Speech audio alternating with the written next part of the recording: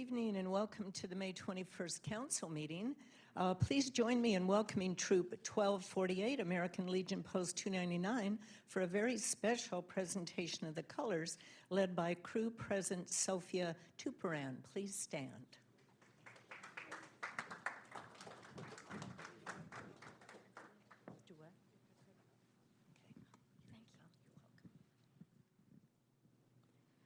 Troop, attention. Color guard, attention. Color guard, advance.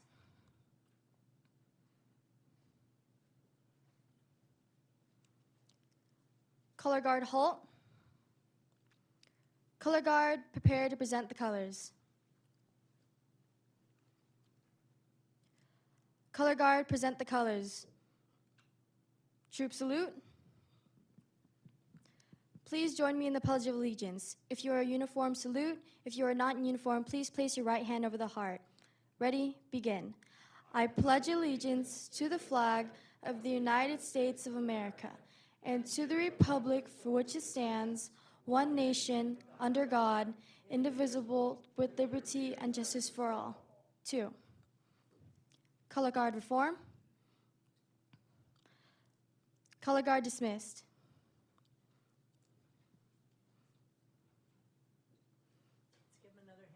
Troop and audience at ease. Thank you. Okay, we have a proclamation for National Public Works Week, which is May 19th to the 25th. I'd like to call up our Director of Public Works, Hai-Jin Lee, and Public Works staff.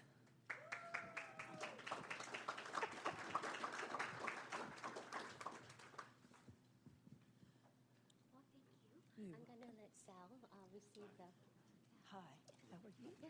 Okay, I'm going to read the proclamation. Okay. Whereas public works professionals focus on infrastructure, facilities, and services that are of vital importance to sustainability and resilient communities and the public health, high quality of life, and well-being of the citizens of Chino. These infrastructures, facilities, and services could not be provided without the dedicated efforts of public work professionals who are engineers, managers, and employees at all levels of government and the private sector, who are responsible for rebuilding, improving, and protecting our nation's transportation, water supply, water treatment, and solid waste systems, public buildings, and other infrastructures and structures and facilities essential for our citizens. And whereas it's in the public interest for the citizens, civic leaders, and children in the city of Chino to gain knowledge and maintain ongoing interest and understanding of the importance of public works and public works programs in their respective communities. And whereas the year 2024 marks the 64th annual National Public Works Week, sponsored by the American Public Works Association / Canadian Public Works Association, be it now. Now, therefore, I, Eunice Hemiloa, Mayor of the City of Chino, do hereby designate the week of May 19th to the 25th, 2024, as National Public Works Week. I urge all citizens to join with representatives of the American Public Works Association and government agencies in activities, events, and ceremonies designed to pay tribute to our public works professionals, engineers, managers, and employees, and to recognize the substantial contributions they make to protecting our national health, safety, and advancing the quality of life for all. Thank you, Mayor. I want to introduce you Sal Para, who manages and supervises our grounds. So that's great. Thank you, Hai-Jin. Mayor, City Council, it's such an honor to represent Public Works this evening and to express our gratitude for continued support. I also want to thank our city manager, Dr. Reich, and all the directors for their guidance and leadership throughout the year. This recognition is a testament to the hard work and dedication of our Public Works Department. The theme for this year is advancing quality of life for all. Public Works professionals strive to enhance the quality of life in our communities, creating healthier, happier, and more accessible places for everyone. Lastly, on behalf of the Public Works Department, we want to express our deepest appreciation to the residents of the city of Chino. Your input, patience, and recognition throughout the year have been instrumental to our success. Thank you. I've been here about 8 months now, and I've been honored and privileged to work with such a wonderful, dedicated group of men and women. And I am honored to serve with them, and I'm honored to continue to serve the city of Chino in building infrastructure for the quality of life that we all deserve for our community. So thank you so much. Let's give them a round of applause. No, she has to get a picture.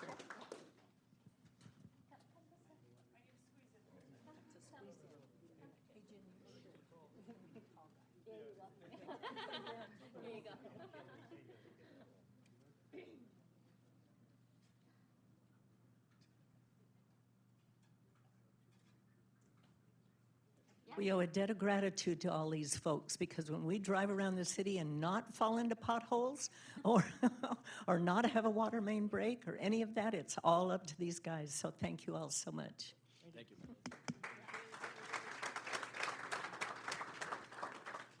Next, we have a very special retirement recognition. I'd like to call up James E. Jenkins, Director of Airports for San Bernardino County. James?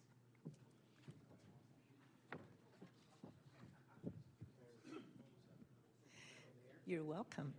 It's my honor today to recognize a remarkable individual who has dedicated an extraordinary 33 years to the San Bernardino County Department of Airports, Mr. James Edward Jenkins. James began his career in 1991 as an airport maintenance worker. Through dedication, hard work, and an unwavering commitment to excellence, James climbed the ranks to become the Director of Airports in 2012, appointed by then County CEO Greg Devereaux. Throughout his career, James has faced numerous challenges and emergencies, always responding with professionalism and a calm demeanor.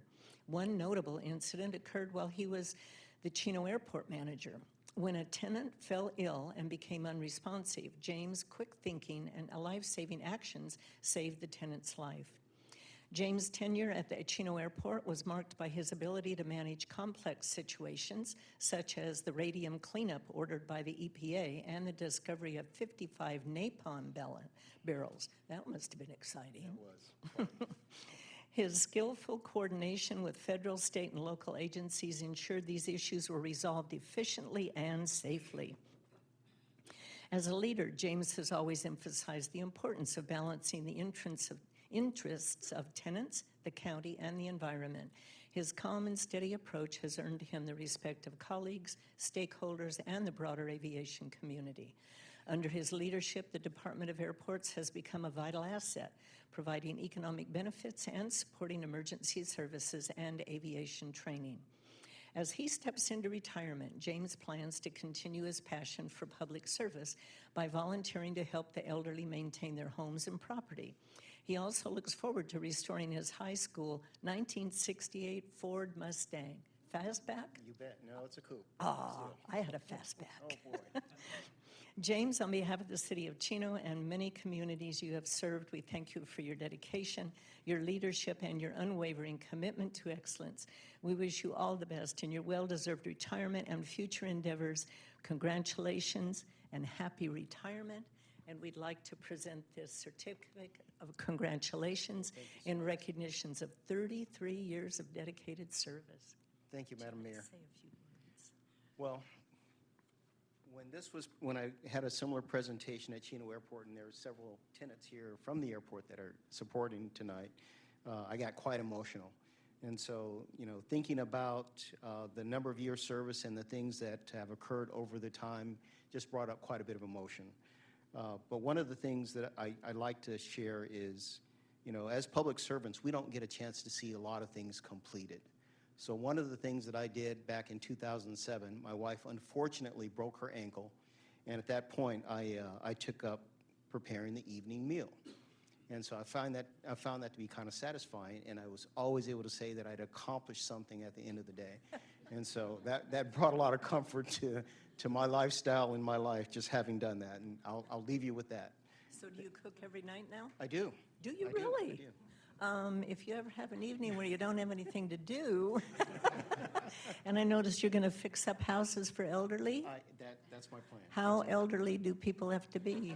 They just have to raise their hand. Is all. Oh, James, we also have Brett Goodwin here, who's going to replace you. I'd like to call him up as well. Brett? Are you here, Brett? We also look to the future and welcome Brett Godwin as Go down. Sorry about that. As the new director of airports, we're confident that Brett will continue the exemplary work and uphold the standards of excellence set by James. You have big shoes to fill. Very big shoes to fill. Would you like to say a few words? Thank you very much. It's an honor to be here for James tonight and honor him for all his years of service. I did too. I had the opportunity to work under James back from 2006 to 2011. So very happy to have him as a mentor, and we've had a great transition over the last few months as James has been spending less and less time at the office and making sure that I'm comfortable in the role and the dynamics working within the county. So thank you. Thank you. Pass that baton. Let's give them both a big hand. Thank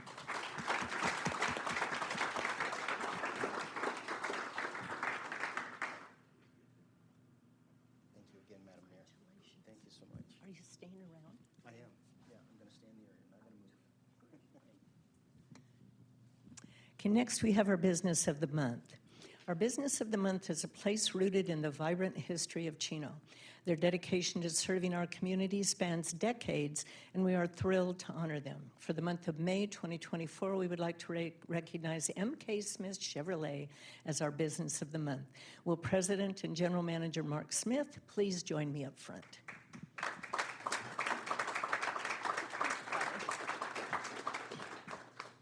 Founded in 1941, M.K. Smith has been an integral part of our community for an incredible 83 years. M.K. Smith sells both new and used Chevrolet vehicles and has a service and parts department. Praised for their friendly, professional, and courteous service, customers have returned to this business for generations. With a heart for community service, M.K. Smith is committed to making a positive impact in the community. They sponsor multiple schools in Chino, including Don Lugo and Chino High Schools, and support youth boarding events such as baseball, softball, and AYSO soccer. They proudly participate in local car shows like the Corn Feed Run and are active members of the Kiwanis Club of Chino and the Chino Valley Chamber of Commerce. M.K. Smith Chevrolet also collaborates closely with other local businesses, including B&B Lock, Chino Auto Upholstery, Chino Hills Transmission, Chino Automotive, Soft Touch Car Wash, Doshi Argo, and Brenda Scott Chevron, to name a few. 83 years in our great city is no small feat. We appreciate you choosing Chino as your place of business for 3 generations. We look forward to many more years with you. Please join me in congratulating M.K. Smith for being our May 2024 Business of the Month recipient. And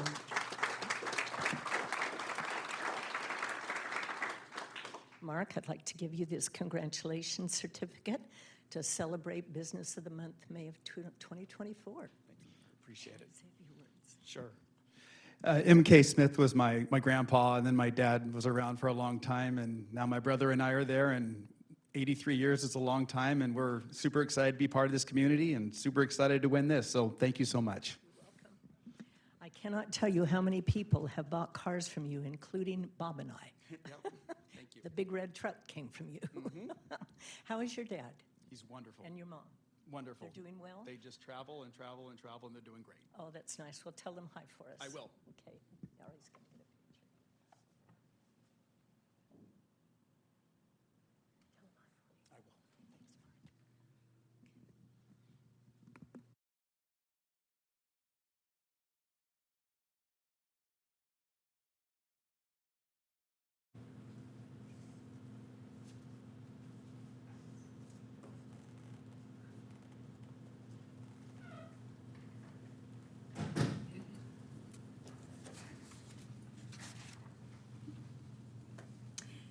Okay.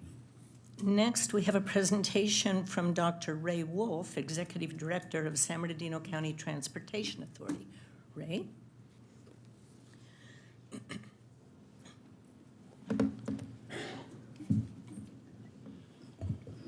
Well, thank you very much. Can you hear me up here? Yes. Good. Thank you very much, Mayor, Doctor, for inviting me to come up here and present to the council and to the members of the community that came out this evening. My name is Ray Wolf. I'm the Executive Director of the San Bernardino County Transportation Authority. You may have known us, certainly the mayor knew us back in the day as Sandbag, but one of the things that I did when I took this job is swore that I would change the name because I didn't want to retire as Sandbagger. So we changed the name. But I'm going to talk a little bit about our organization. We started back in 1973 as a council of governments, really focused on governmental issues that had more of a regional perspective to them. So it didn't make sense for cities to talk about air quality because air quality encompasses much larger geographic spaces, so things like that. But in the early to mid 80s, it became very clear in California that as our communities were growing, we needed to start to invest in mobility choices for our communities because the state of California wasn't doing its job. So when you go back to the Jerry Brown first 2 years or two terms as governor, there was a shift in the state's priorities, and they were moving away from transportation. At the time, the 210 freeway would probably never be built, right? That governor did not want to see that happen. And so the leaders in this county said, we need to take matters into our own hands. In 1989, we went successfully in front of the voters and passed a local sales tax. It's a half-cent transactions and use tax on everything you purchase in the county that's dedicated to transportation. And that was really the metamorphosis of the agency as it is today, because while we still did some things under the auspices of a council of governments, we really started to focus on transportation. And in fact, the very first project that we delivered was the widening and realignment of State Route 71, which at the time was known as Blood Alley, right? And it's a fantastic facility in our county today, right? We finished work on that in the mid-90s. 30 years later, LA County is finally moving forward with a project to widen up to the 10 freeway. And you see some work in the southern part of the 71 in Riverside County. They're building a better connection between eastbound 91 and northbound 71, but there still remains a gap. And that gap is important to continue to press to try to get that gap fixed, because your community is growing, Ontario is growing, Eastvale is growing. Our entire county in the San Bernardino Metro Valley area is growing, and that's going to be a key outlet for these communities. That's a project that you really need to focus attention with Caltrans. They're the owner-operator of the facility. So let's move on to other projects that, with the local sales tax Measure I, we have successfully delivered. I talked briefly about the 210 extension. I'm here to tell you that would not exist today but for the local sales tax and our ability to leverage other state and federal dollars. That extension would not exist. What does that mean to the county, or what would that mean to the county?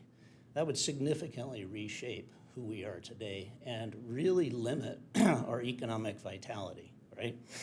We purchased rail rights away in the early 90s with that new sales tax and became the founding members of a 5-member joint powers authority that runs the Metrolink commuter rail service today. And while that service has suffered from the pandemic, ridership has not come back from the pandemic, there still are a lot of riders on there that if we didn't have that commuter rail service today, they would be on the freeway with the rest of us. HOV lanes on State Route 60, the 215 realignment and widening through the city of San Bernardino, connecting into Riverside County, the 210 gap closure. So if you head further east on the 210 and you get to about Del Rosa, we dropped a lane until you got to the 10 freeway. So we've closed that gap in that area, reopened that just recently. A project that is near and dear to my heart and probably the bane of my existence right now, and that is I-10, from the county line east to Interstate 15. And all of you have probably suffered with the construction that's been ongoing there for a number of years now. We are a year behind schedule, but I can tell you that the end is in sight. This has been a very challenging project, nearly $1 billion in investment. The project will add 2 tolled lanes in each direction for 10 miles. Our board spent nearly a decade debating whether this was the right approach for our county. But in the end, they recognized that the population growth that had already occurred before we even started the project, and that which was anticipated as we look into the future, coupled with the increase in the movement of containerized goods and logistics and warehousing that was cropping up throughout our communities, really required that we make this kind of investment on this facility. And so we've moved forward with that project. It's actually part of a much larger sort of plan in Southern California to try to better manage traffic as we look into the future and look at the pressures that our communities across Southern California are going to face. Interstate 15, you probably are aware, Riverside County opened a facility a couple of years ago that basically runs from south of the 91 freeway north to Cantu Galliano Road. We've partnered with Riverside County, and we're out to bid for a construction project right now that'll build north on the 15 freeway up to Foothill Boulevard. Not quite as expansive a project as what we're doing on Interstate 10 today because the median is fairly widely open in that area. But that project will start construction later this year and last a couple of years. Other projects that we have delivered, there's a multitude of interchanges on Interstate 10, on the 215 freeway, on Interstate 15. I won't go through all of them, but I will note that a project that we are hoping to finish here within the next month, we're waiting for the medallions to show up, is just a little north here in your city, right there, State Route 60 and Central Avenue. So it's exciting to see that. There's actually been a number of interchanges along the 60 freeway that touch your community that either we have recently completed or Caltrans has. We extended the Metrolink service. So I said in the early 90s, we were one of the founding members of the Joint Powers Authority for Metrolink. That service, the eastern terminus, was in our county on the west side of the 215 freeway at the San Bernardino, or the BNSF intermodal facility. We extended that east another 9 miles to connect rail that hadn't been in that East Valley area for nearly 80 years. And so there's a service that runs there today. Big project that's just starting construction in the city north of you, Ontario, is along Hope Boulevard, and that's a bus rapid transit line that we call West Valley Connector. It'll actually start in downtown Pomona at the Metrolink station on the Riverside line, and then run along Hope Boulevard east through Ontario International Airport before it heads north on Milliken to connect to the Rancho Cucamonga Metrolink station. And that last part is important, but there will be dedicated lanes for 3.5 miles in the center, basically centered on Euclid Avenue. So that's where you're seeing a lot of construction activity starting right now. But I mentioned the importance of that service connecting at the Rancho Cucamonga Metrolink station. That's because we partnered with a private high-speed rail company. Now, some of you have been around a long time, and there's been this vision of high-speed rail connecting Southern California to Las Vegas, right? And it's a pipe dream, never gonna happen, right? Well, a company called Brightline West came in 2018 and bought the rights from a former company that had kind of floundered through the years trying to figure out how to make this happen. And they've actually advanced the project to groundbreaking in Vegas just a few weeks ago. This is a $12 billion investment. None of our county sales taxes on this project, but we'll have, this is gonna be transformational, right? In our county, as the population is growing and as the pressures from containerized goods movement continues to dominate our freeway facilities, having more choices and now having an interstate high-speed rail connection is huge. It's going to change how we operate the Metrolink system. So right now, off-peak, we're operating the Metrolink system on the San Bernardino line at about an hour frequency. That doesn't work to attract patrons, so you're going to see that change to try to feed that high-speed rail system. We've got the West Valley Connector project that'll connect to points down further south. And then we're looking at trying to build an autonomous vehicle connection from the Rancho Cucamonga Metrolink station south to Ontario International Airport, because we think those 2 points have to be connected. And the last point with that is there are now conversations underway about extending California's high-speed rail south to San Diego and maybe having this private company engage in that endeavor. So we'll see how all that plays out. Let's kind of focus in now on the city of Chino, right? So again, the measure was passed in 1989 by the voters. It began in 1990. It was a 20-year measure, so it sunset in 2010.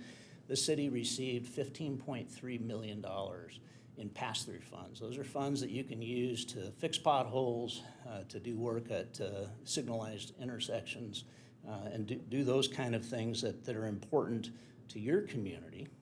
We saw your public works folks up here, so they're very happy with that. We went back to the voters in 2004 recognizing that with the 210 widening, or actually building the 210 into our county, and the HOV lanes on the 60 and a number of other projects that were underway, that wasn't going to be enough because we saw the development that was occurring, particularly in the East Valley areas. And so we knew we were going to need to continue to invest in our community, and so the voters agreed. And starting at the end of the first measure in 2010, we're now in a 30-year measure. So we're in year 14 of this 30-year measure. And in this, to date, the city has received $22 million in pass-through funds and another $21 million in arterial funds. Now, the arterial program is a different program. It wasn't something that was in the original measure, but you've invested those funds in projects like the Chino Avenue widening from Fern to Euclid, the Kimball Avenue widening from Euclid to Hellman, traffic signals in a number of locations, Pine at Hellman, Mill Creek, and West Preserve Loop, to name a few of them. And then Pine Avenue from Euclid to the 71, which is not open yet, right? But is sorely needed for all the reasons I enumerated earlier with your community's growth, Ontario's growth, and communities further east. We need to get the connection, so I've been working very closely with the doctor and her team, but it's not just about Pine Avenue, it's about Euclid Avenue as well. We really need to get both of those connections done. And so we'll continue. I commit that my agency will continue to work very closely with your staff and your team to try to affect these positive changes. And I think with that, I will stop and entertain any questions.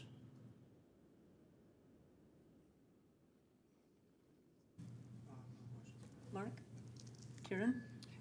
I don't have any questions, but thank you, Dr. Wolf, especially for your closing comments and your continued commitment from your agency to help us with Pine and Euclid Avenue. And thank you for all the work that your agency has and continues to do in our county. Curtis? I'd also like to say thank you, Dr. Wolf, for the team that you have. I know how hardworking everybody is. We were just recently up in Lake Arrowhead at your SBCTA City County Conference. The amount of information that was exchanged during that conference was outstanding, and I just want you to know that we really appreciate it. Ray, can you briefly make any comments about how the escalating prices have affected the projection of income from Measure I? So escalating prices means that actually the sales tax generated is going up as well, right? So revenue has actually gone up significantly. So we're actually in a really good place. The problem that we have is those escalating prices also affect the cost of everything we do, right? And so you're just kind of, all ships rise with rising tide, but nothing changes kind of thing, right? So, for example, the cost of Pine Avenue has gone up significantly over the last couple of years, and it's consistent with what we're seeing in the industry with the cost of materials and labor. I know it sure has affected us in some things. We have one little park that the price more than doubled just to build a little over an acre, and it's a struggle. As you know, that's why we passed the 1 cent sales tax to try to help us with escalating prices. I understand that there's thought about extending the Measure I once again. Yeah, so One of the things that our board back in 2009, as we were getting ready to start spending money out of the renewal of the measure, one of the things the board recognized is we need to sort of redouble our efforts. We need to spend money on major projects in our county, and we need to do it sooner than later. Project delivery for things like we work on Pine Avenue and other projects, it's a very extended period of time to actually before you can break ground. And the board didn't want us to sequentially start to deliver things. They wanted us to really work on as large a program as possible. And so we bonded against future revenue, which puts us in a sort of a tenuous position at this point where in a few short years we won't have money in our major program buckets like the freeway program or the interchange program. But I think you would all agree that we need to continue to invest in our mobility choices for our county, again, because of the pressures that we face and because it's important for the long-term economic vitality of our county. We've seen that in the last 30 years. And so the board is talking about an extension of the sales tax, and we'll probably go back to the voters in the next couple of years with a package that hopefully they will approve so we can continue to invest in our county. Yes, Kurt.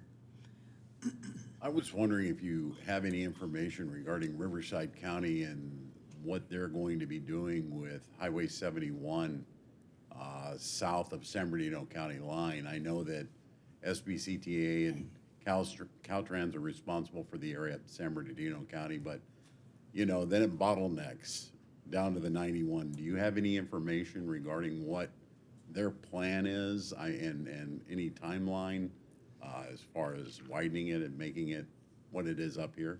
Yeah, I can tell you, while it is listed in their sales tax measure that they have, similar to ours, they have no plans to do anything at that point, and it's actually logical, right? So it needs to get done, as I said earlier.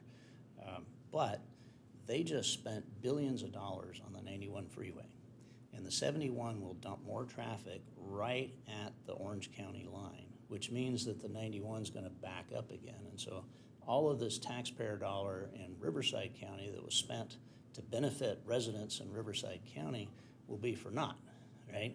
And so they're not interested in making that connection, which is why earlier I said Caltrans is the owner-operator of that facility, and you guys should be talking to your state legislators. You should be talking to your federal legislators as well, because that's how LA County got their piece to advance. It needs to happen. You can't widen Euclid and Pine Avenue and dump everybody into this constricted pipe that's not going to move them in the end. So it needs to happen, but it's going to take political will at the state and federal level to make that happen. And I would anticipate it getting even worse with the flyover from the 91 onto the 71, dumping a lot more traffic onto the 71 in that area. As we go along, it's just going to get even worse. So I do appreciate your comments on that. Well, thank you for coming this evening. We really appreciate the information. Thank you for your time. Welcome. Okay, City Manager Reich, do we have any agenda additions or revisions? Yes, Mayor. I'd like to pull number 5 for a report from our team. Okay, anything else? That's it, Mayor. Okay, under public announcements, darn it. For Memorial Day, as a reminder, the American Legion Elmer C. Jertberg Post 299, in partnership with the City of Chino, invite you to attend our annual Memorial Day event. Join us on Monday, May 27th from 10 a.m. to 11 a.m. at the Community Building located at 5443 B Street to honor the brave men and women who have sacrificed their lives for our freedom. For more information, please contact the Carolyn Owens Community Center at 909-334-3258. This is really a very, very moving event, and I really encourage you to bring your children and come down. Also, please note that Chino City Hall will be closed on Monday, May 27th in observance of Memorial Day. City Hall will reopen the following day, Tuesday, May 28th, at its regular operating hours of 7:30 to 5:30. Now get ready for a summer of delicious and nutritious meals with our healthy grilling workshops taking place June 7th, July 12th, and August 2nd at the Chino Community Garden. During these hands-on cooking sessions, participants will learn how to prepare and cook healthy meals along with smart grilling techniques. Enjoy your delicious creations as part of the experience. All materials include food and drinks and are included with payment per workshop of $17 for Chino residents and $27 for non-residents. For more information, visit www.cityofchino.org/healthychino. Now, summer's almost here, so be sure to save the dates for our upcoming summer movie night series right here on City Hall lawn. Don't forget to bring a blanket and lawn chair to enjoy the show. The series kicks off on June 14th with Barbie and continues every Friday through July 26th, except for June 28th, when we'll have the fireworks spectacular. Join us for an unforgettable summer filled with fun activities and great movies under the stars. Okay, next is public comments. This is the time and the place for the general public to address the council on items that are not on the elsewhere on the agenda. Our first written request to speak is Pastor Steve Hurlbert. He's from Calvary Chapel, Chino Hills. He's going to lead us in an invocation, so I encourage all those who would like to join us to please stand.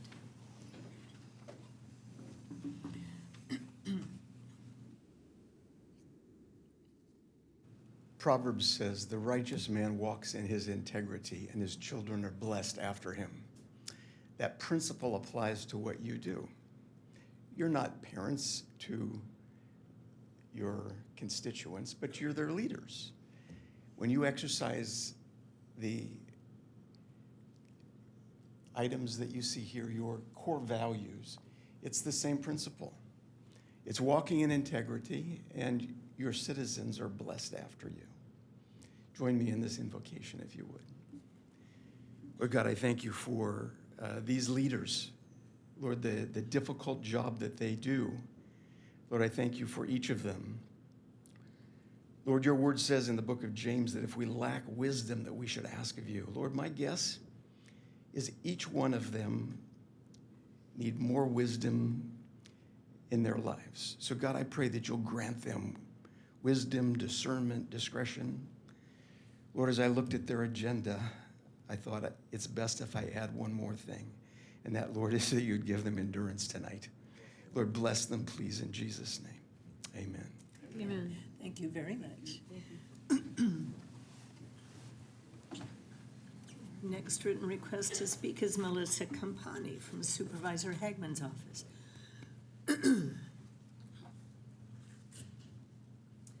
Well, good evening, Mayor Ulloa, council members, staff, and of course our wonderful Chino residents. Supervisor Hagman has a couple of events that are going to be happening that I'm very excited to share with everyone.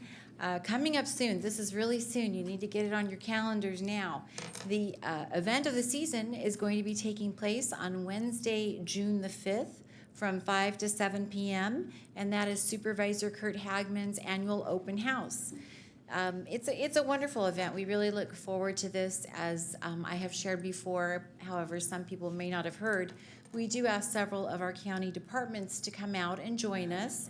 We close the street in front of his office, and they are available to talk to and to find out information. A lot of times we don't know about our county departments, so it is a wonderful opportunity. And I can tell you we will even be having an adoption event for pets. So if you're looking for a new friend, a doggy or a kitty, please come out. It sounds like it's just going to be a wonderful event. And if we can find some homes for animals, we're especially excited. We do plan on feeding you. That's right, we do. The food will be provided by the Chino Valley Professional Firefighter Association, where they come out and grill up some hot dogs for us. And I think we're going to be having some ice cream. We do ask that you register so that we have enough food. There's no charge for this event or any of Supervisor Hagman's events. So if you just go to supervisorhagman.eventbrite.com, you can find out how to sign up for the open house. Bring your kids, bring your neighbors. Should be a good time. And I know, Mayor, you're probably looking forward to this one, the shredding event. Actually, this is a wonderful, wonderful event. People are thrilled. And I'm happy to say that our next shredding event will be taking place here in the beautiful city of Chino.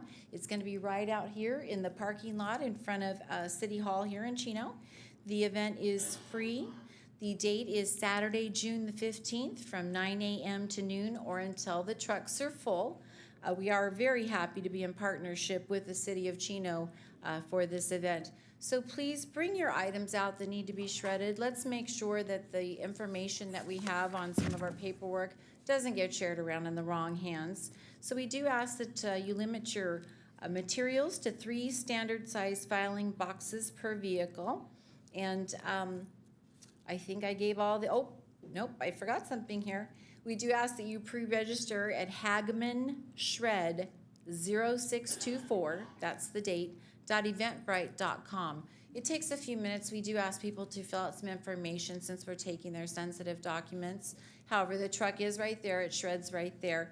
So that might save a little bit of time. It won't get you in front of the line, but it will save you some time when you get there. We look forward to seeing everyone. Thank you. Thank you, Melissa.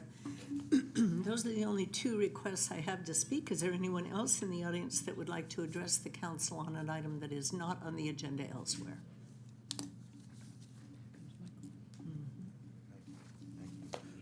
Good evening, Mayor and council members. Mayor, thank you for the good support of you guys' leadership.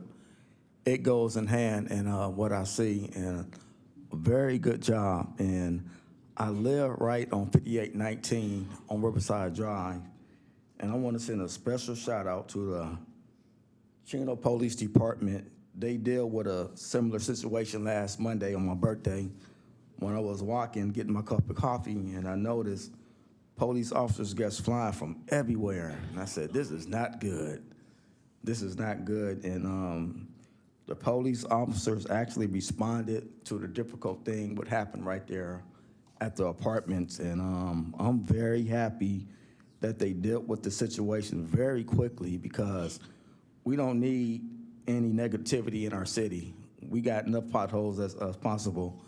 And thank you for dealing with the situation. They know what I'm talking about. And all the detectives, I talked to them, and it was very professional about the way they carried themselves. They put up all the tape and everything, and they looked out for the community. And thank you guys for that. I was there. I get up early in the morning at 6:30, and I walk around and I look at the city and see if everything is okay. And about 9:43, I just heard everything. And I said, oh, wow. And they got the guy, too. So I'm very happy. Good job, Chino. Thank you, Michael. Good job. Anyone else in the audience want to address the council on an item that's not on the agenda? Okay, seeing none, we'll move on. Next item is the consent calendar. We are pulling item number 5 for separate action. Is there a motion and a second for the balance of the consent calendar? Motion from Councilman Flores, second by Mayor Pro Tem Comstock. Please vote.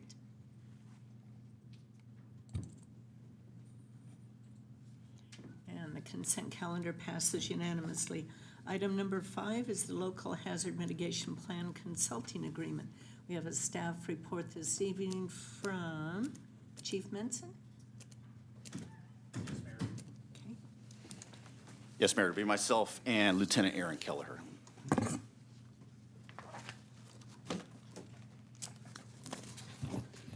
Good evening, Madam Mayor, members of the City Council. The item before you tonight is a Local Hazard Mitigation Plan Consultant Agreement. So a little background for the recommendation. We're recommending to award a contract to Integrated Solutions Consulting Incorporated in the amount of $78,750 for the purpose of updating the City of Chino's Local Hazard Mitigation Plan and authorize the city manager to execute all necessary documents on behalf of the city. The city was awarded a grant from the Hazard Mitigation Grant Program, grant number G424D, to update its local hazard mitigation plan, and the funding from this grant will cover the cost of this consultant agreement. In November of 2023, the city was awarded Hazard Mitigation Grant Program G424D funding from the Federal Emergency Management Agency, or FEMA, to update its local hazard mitigation plan. On February 20th of 24, the City Council formally accepted the award, and the city now has until November 21st of 2026 to complete the project, which will result in a FEMA-approved local hazard mitigation plan. I can assure you we're not going to wait until that time to get it done. The local hazard mitigation plans are required by FEMA to receive certain types of non-emergency disaster assistance, including the Hazard Mitigation Grant Program and the Building Resilient Infrastructure and Communities, which is called BRIC, project grants. Once approved by FEMA, the local hazard mitigation plan is valid for 5 years. On April 19, 2022, FEMA released an updated local mitigation plan policy guide effective April 19th of 23. This new guidance serves as FEMA's official policy on an interpretation of the applicable statutes and mitigation regulations found in 44 CFR Part 201. As this guidance has only been in effect for a little over a year, the city sought an experienced consultant to help update the local hazard mitigation plan. Therefore, a request for proposal was issued for qualified consultants to submit proposals to update the city's local hazard mitigation plan. On February 21st of 2024, staff published via Planet Bids a request for proposal for qualified firms to submit a proposal to update the city's local hazard mitigation plan. The RFP required the firms to demonstrate qualifications, resources, expertise, and experience sufficient to undertake and complete the project on a timely and cost-effective basis. The consultant company selected by the city will be fully responsible for ensuring the city obtains a FEMA-approved local hazard mitigation plan on or before September 16, 2025.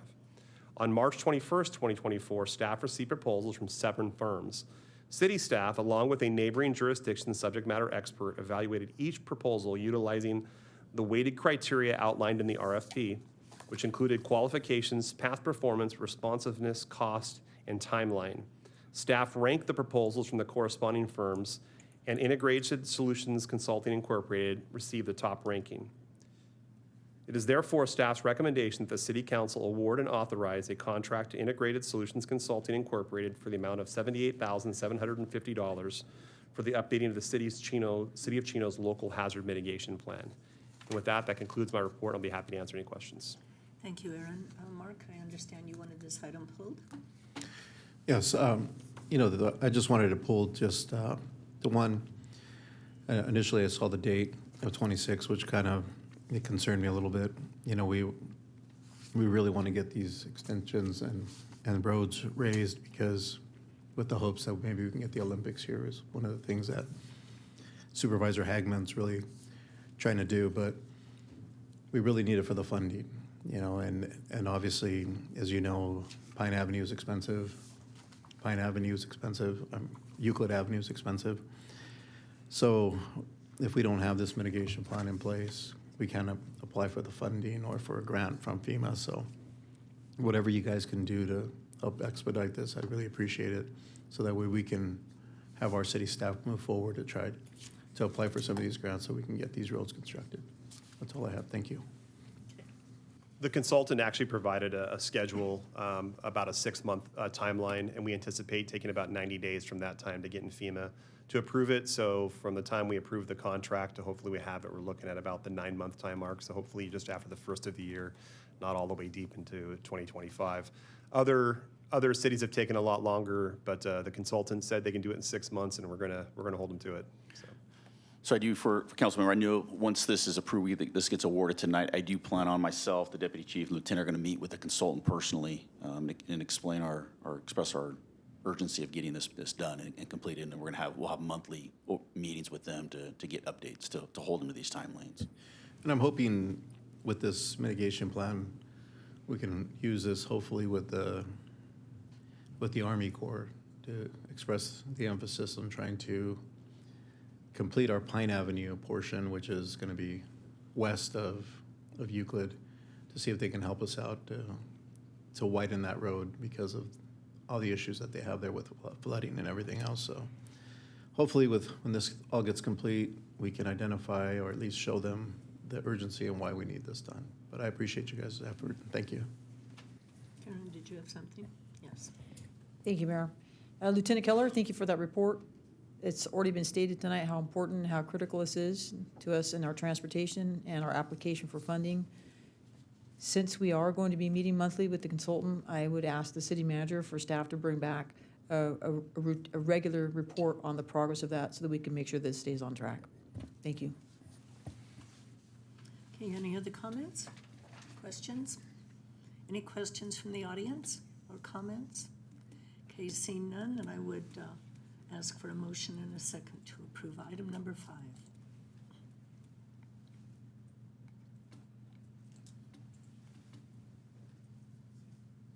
Motion from Councilman Burton, second from Councilman Lucio. Please vote. Item passes unanimously. Next item under new business, item number 12, naming of Fallon Crest Community Park site. This is to approve Stuvey Family Park as the name of the 6.99 acre public park located west of East Preserve Loop, south of the Southern California Edison easement, and north of Bickmore Avenue. Staff report this evening will be provided by Jeffrey Benson, our Parks and Capital Projects Manager. Thank you. Good evening, Madam Mayor and members of the City Council. The city's current park naming guidelines provide several steps during the process. Park name can be suggested by the public, city staff, and the developer. The commission has the option to review the name as an entire body or through a subcommittee prior to making a final recommendation to the full commission. The commission's final recommendation is then forwarded to the city council for final adoption. The park naming guidelines allow a park or facility to be named after an individual, living or deceased, who has provided a significant contribution to the development or improvement of the quality of life in the city, for example, Ruben S. Ayala Park and Fred Aguirre Square. Further, the park sites can be based on themes that characterize the individual park sites, such as neighborhood street names or significant site landmarks, for example, Walnut and Mountain View Parks. The Fallon Crest Master Plan area in the preserve includes the construction of several parks required to support the development. As conditioned by the Fallon Crest Development Agreement, the developer is required to design and construct a park in lieu of paying development impact fees for these facilities. Tri-Point Homes Holdings Incorporated is currently under development of a 6.99 acre public park located west of East Preserve Loop and north of Bickmore Avenue.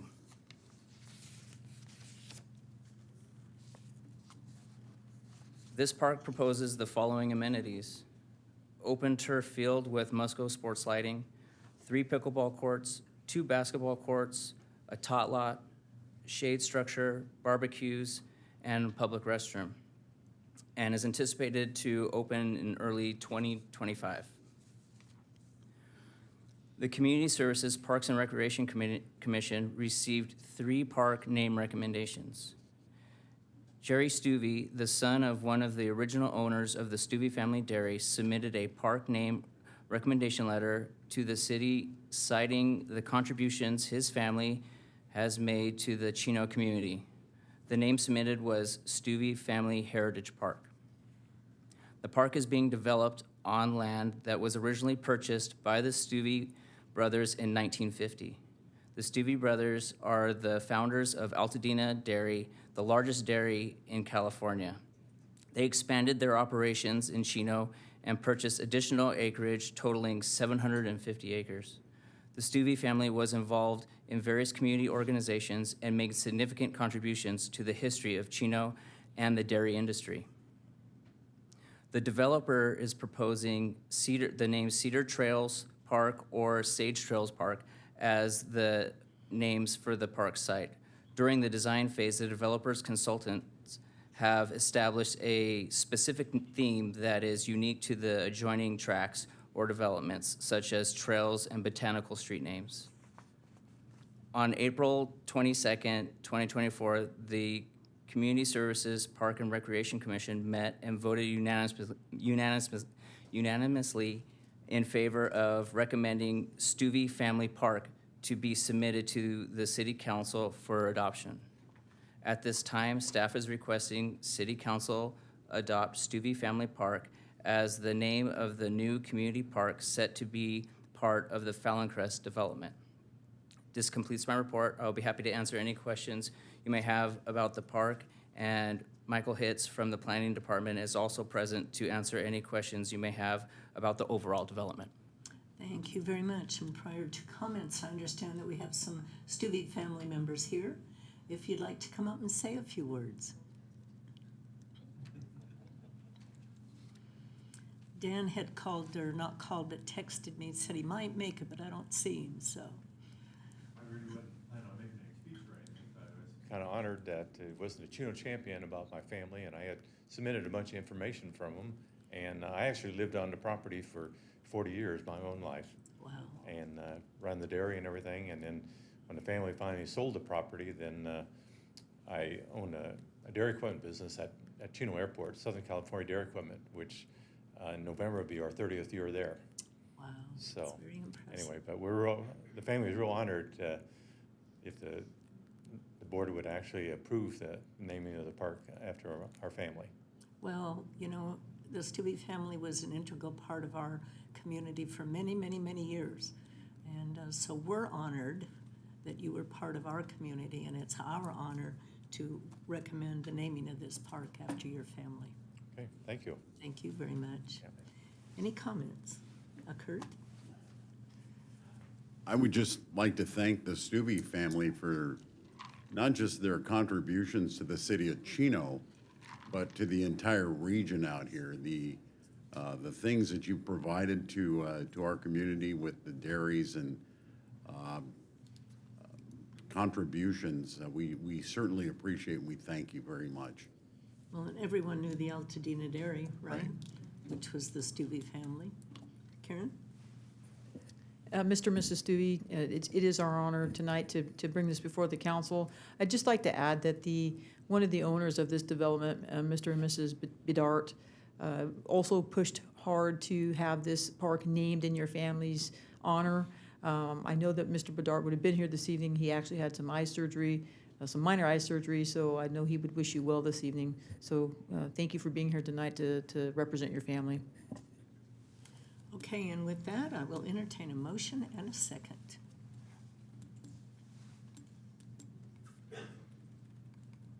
Motion from Councilman Flores, second from Councilman Lucio. Please vote. And the Stuvey Family Park is named unanimously.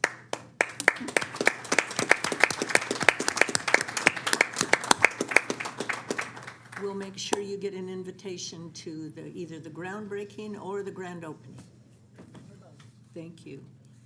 Next item is item number 13, Transportation Right-of-Way ADA Improvement Project ST-173 and the Street Rehabilitation FY 23-24 Project ST-241.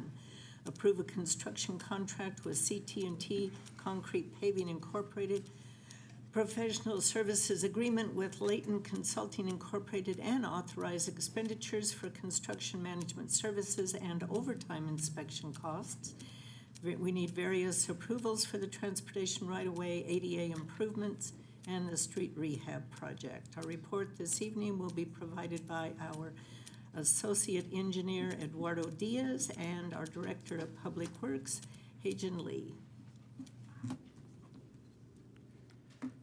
Good evening, Honorable Mayor, Mayor Pro Tem, and council members. Tonight, I will provide a project overview, a background of how we got here, funding sources, and next steps for construction.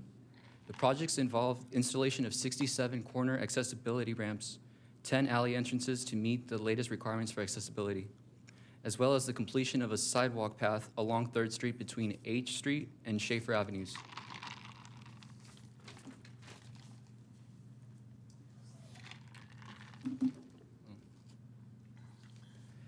Project ST-41 is a result of the city's pavement management inventory program. CIP was presented with a challenge to meet the city's target pavement condition index of 75 at a city council workshop back in June 2023. July 6, 2023, CIP presented a pilot program to the Streets Infrastructure Committee. It was an effort to present an unorthodox method of completing this challenge within the 5-year goal set by City Council at the workshop. On January 2024, CIP returned to the Street Infrastructure Committee to share the results of the initial phase of the pilot program. The committee approved the program and allowed CIP to move forward with the next phase. Project ST-173 is a result of a grievance filed under American Disability Act. CIP will install compliance sidewalk along 3rd Street between 8th Street and Schaefer Avenue. Regarding the sources of funding, Project ST-241 funds are covered by 3 separate pools: the Transportation Fund, Measure I Fund, and the Road Maintenance and Rehabilitation Account. The Transportation Fund will require an appropriation of $3,165,486.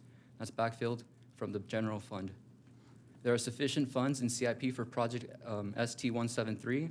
The estimated amount is $300,895. The total cost of construction for both projects is $3,165,486. The Public Works team finalized the plans and specifications for advertisement in March of this year with the mandatory pre-bid meeting in late February. 2 bids were submitted, with CT&T Concrete Paving from Diamond Bar, California, ultimately having the lowest responsible bid. If the award is approved tonight, city staff can start working with the contractor to get submittals in the procurement of the appropriate concrete mix. Staff has already started conversations with residents and businesses in the affected area. The work itself will take 90 days once cement mix is delivered, pending no weather delays. Installing the new accessibility ramps and alley entrances now tees up the opportunity for future street and alley pavement rehabilitation in the areas. The engineering team is nearing design completion on 2 separate alley projects located west of Central Avenue, with a 3rd location that will be awarded before the fiscal year ends. The goal is to have all 3 alleys fully rehabilitated by 2026. The team is looking for future CDBG or other funding sources to design and construct the remaining east-west alleys west of Central Avenue. Staff recommends the council award both projects to CT&T Concrete Paving for a total not to exceed $2,910,052, along with all necessary appropriation of funds. This concludes the presentation, and if there are any questions, Public Works staff is available to provide answers. Thank you. Any questions or comments? Okay, then I would entertain a motion in a second. Motion from Councilman Flores, second from Councilman Lucio. Please vote. Item passes unanimously. Item number 14, Kimball Avenue Median Improvements Project. This item is to approve a cooperative agreement between the City of Chino and San Bernardino County for Kimball Avenue Median Improvements Project. Award a construction contract to MetroCell Construction and Professional Services Agreement with AESCO Incorporated. Staff report this evening will be provided by our City Traffic Engineer, Dennis Rawls, and our Director of Public Works, Hyjin Lee. Good evening, Honorable Mayor, Mayor Pro Tem, and City Council. Tonight, I'm going to present a CIP project, provide overview, background, funding sources, and scheduling for the Kimball Avenue Median Improvement Project. The project involves the installation of 2 new left turn pockets in the existing Kimball Avenue raised median that upon completion will provide access to the AM/PM Retail Center at the corner of Kimball and Euclid Avenue, and Threshold Aviation, a business located in the Chino Airport off of Kimball just east of Main Street. The project features will include the modification of the raised median that will open the median up, adjust landscaping, irrigation, hardscape, and install new AC pavement, signing, and striping to provide these left turn pockets. The AM/PM and adjacent McBride storage have been in operation for nearly 20 years. As a condition of development, the nearby Altitude Business Center, which includes the new In-N-Out facility, constructed the raised median on Kimball Avenue. The developer, Richland, completed the median in 2022. After its completion, the city received calls from several residents about limited access to the AM/PM Center, and ultimately staff took the concern to the Infrastructure Committee in June of last year. The Infrastructure Committee recommended that we work with the AM/PM property ownership on constructing direct left turn access into the site. After discussing cost estimates and cooperative agreements with the property owners enlisted the assistance of the San Bernardino County Supervisor's Office. The county agreed to help fund the project using some of their American Plan Rescue Act funds, or ARPA funds. In addition to the AMPM Center, the County Supervisor's Office also requested their ARPA funds include another left turn access for Threshold Aviation business located on Kimball Avenue in the Chino Airport just east of Main Street. Threshold Aviation has been in business in this location for 30 years and provides a wide range of services for private business jets, including maintenance, charter flight, remodeling of planes, fueling, management, and many more. The meeting on Kimball in front of Threshold was completed in 2020 as a condition of adjacent Lewis residential development in the preserve. Since then, employees, customers, and suppliers have had to make U-turns at Kimball and Flight coming from Euclid Avenue in order to access the business. The new left turn pocket will require the entrance to Threshold Aviation to be moved slightly easterly to the eastern edge of the project so that the left turn pocket can be maximized while keeping the left turn access on Main Street as is. On your screen now is a breakdown of the funding and project-related costs. San Bernardino County will be providing the majority of the funding through their ARPA funds in the amount of $314,324. The general fund will cover the remaining funding of just under $5,000. The project costs include costs of construction, 10% construction contingencies, additional consulting services, and current expenditures, which total the project budget to $319,323.40. The Public Works team advertised the project for construction this past March. Metro Cell Construction, Inc. from Ontario, California had the lowest responsible bid. In addition, staff also solicited RFP from our on-call geotechnical engineering services, and AESCO, Inc. of Huntington Beach, California had the lowest apparent responsible proposal. With the award tonight, we anticipate construction to begin this July and take approximately 2 months to complete. Staff therefore recommends the City Council establish a new CIP project number G7241 entitled Kimball Avenue Median Improvement Project with a total project budget of $319,323.40. Appropriate that same amount to the Transportation Fund with a corresponding increase in grant revenue from the County of San Bernardino American Plan Rescue Act, ARPA funds, and the additional $4,999.40 from the General Fund reserves. Approve a cooperative agreement between the City of Chino and San Bernardino County to establish the reimbursement obligations for this project in the amount of $314,324. Award a construction contract to Metro Cell Construction for $250,399.40 and authorize up to 10% in project contingencies for a total not to exceed $275,439.40. Approve a professional services agreement to AESCO, Inc. of Huntington Beach for geotechnical engineering services for the project in the amount not to exceed $13,184, and authorize up to $15,700 for construction management services, $10,000 for design services, and $5,000 for overtime inspection costs. And finally, authorize the city manager to execute all necessary documents on behalf of the city.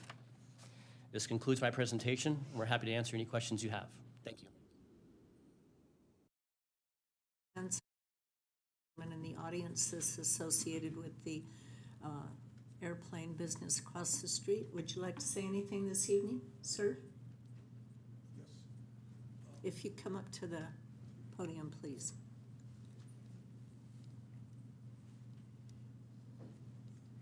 Good evening. My name is Doug Crowther. I'm with Threshold Aviation Group. We've been at the Chino Airport for about 15 years. The company's been in business for about 30. We manage and operate at that facility about 70 business jets. In 2020, when the island was put in, it restricted traffic in and out of our facility. We get trucks as well as employees and customers coming and going all day long. So that's forced us to drive through the preserve, which of course is not attractive for the preserve folks. So we appreciate the consideration of the county as well as the city in making this a left turn lane. Thank you. We're hoping this improves the flow to your business. Thank you very much. You're welcome. Mayor, may I make a comment? Yes. Sir, I'd also like to thank Threshold Aviation for their involvement in the community. I know they've done a lot of things, holiday food giveaways and whatnot over the last several years. So I appreciate all your involvement in the community and the things that you've given back. We really appreciate it. Thank you. Our owners are equally as gratified to the city and the county for the support that they've given us in these areas as well. Thank you. Thank them. Thank you. And I just wanted to say I've toured your facility there. It's very, very nice. I know that they were talking about doing an expansion there and doing more of an FBO there. So I'm hoping with this turn, it'll help you guys out with the remodel and the plans that you guys are hoping to do in the near future. Thank you. It will help a lot with those plans. And we do have future plans to continue developing the area. Thank you. Karen? Doug, I just want to thank you too. At one point, if you remember not too long ago, you gave us a tour of the facility. It's an impressive operation you have there.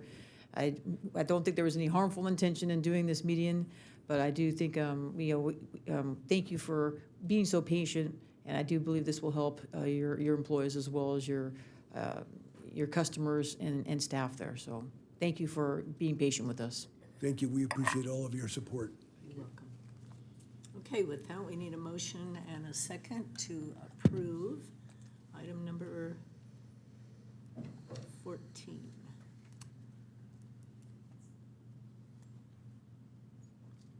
We need a second. We have a motion from Mayor Pro Tem Comstock, second from Councilman Flores. Please vote. And it passes unanimously. Item number 15, limitation on use of city property. This is ordinance number 2024-008, adding chapter 12.24 to the Chino Municipal Code. This is to approve the introduction of the ordinance, adding that chapter and limitation on the use of city property. Our staff report this evening will be provided by our city attorney, Mr. Fred Galante. Thank you, Mayor. Good evening, Mayor and Council. The item before you is authorized by the California Government Code, which basically empowers cities to limit public access to any city property, whether it's owned or controlled by the city. Any person using the property outside of the approved hours and without permission, such as if a special event permit is issued, would be considered a trespasser and may be subject to criminal trespass laws or punishment as prosecuted under the Chino Municipal Code. The proposed ordinance allows the city to limit access to those properties approved by City Council resolution. The proposed area would be the area around City Hall. By using a resolution to designate the applicable properties subject to the ordinance, the council has additional flexibility establishing and amending the properties and time limits. The proposed resolutions attached to the report this evening and would be brought back to the council if the council approves the ordinance. The resolution would prohibit the public access to the properties identified in the draft that's attached to this report, but certainly subject to any revisions the council may have. The restriction would be between the hours of 10 p.m. and 6 a.m., 7 days a week. If a public meeting or a city-authorized event through a city facility, rental facility permit is provided, the property would be allowed to remain open for the duration of that event until 30 minutes thereafter. And any person that is authorized to attend the event would be authorized to stay during that additional timeline.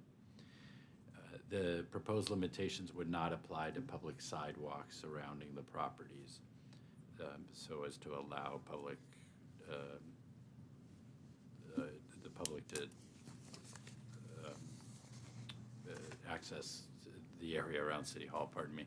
The proposed time limitations are the same as those that exist for all city parks.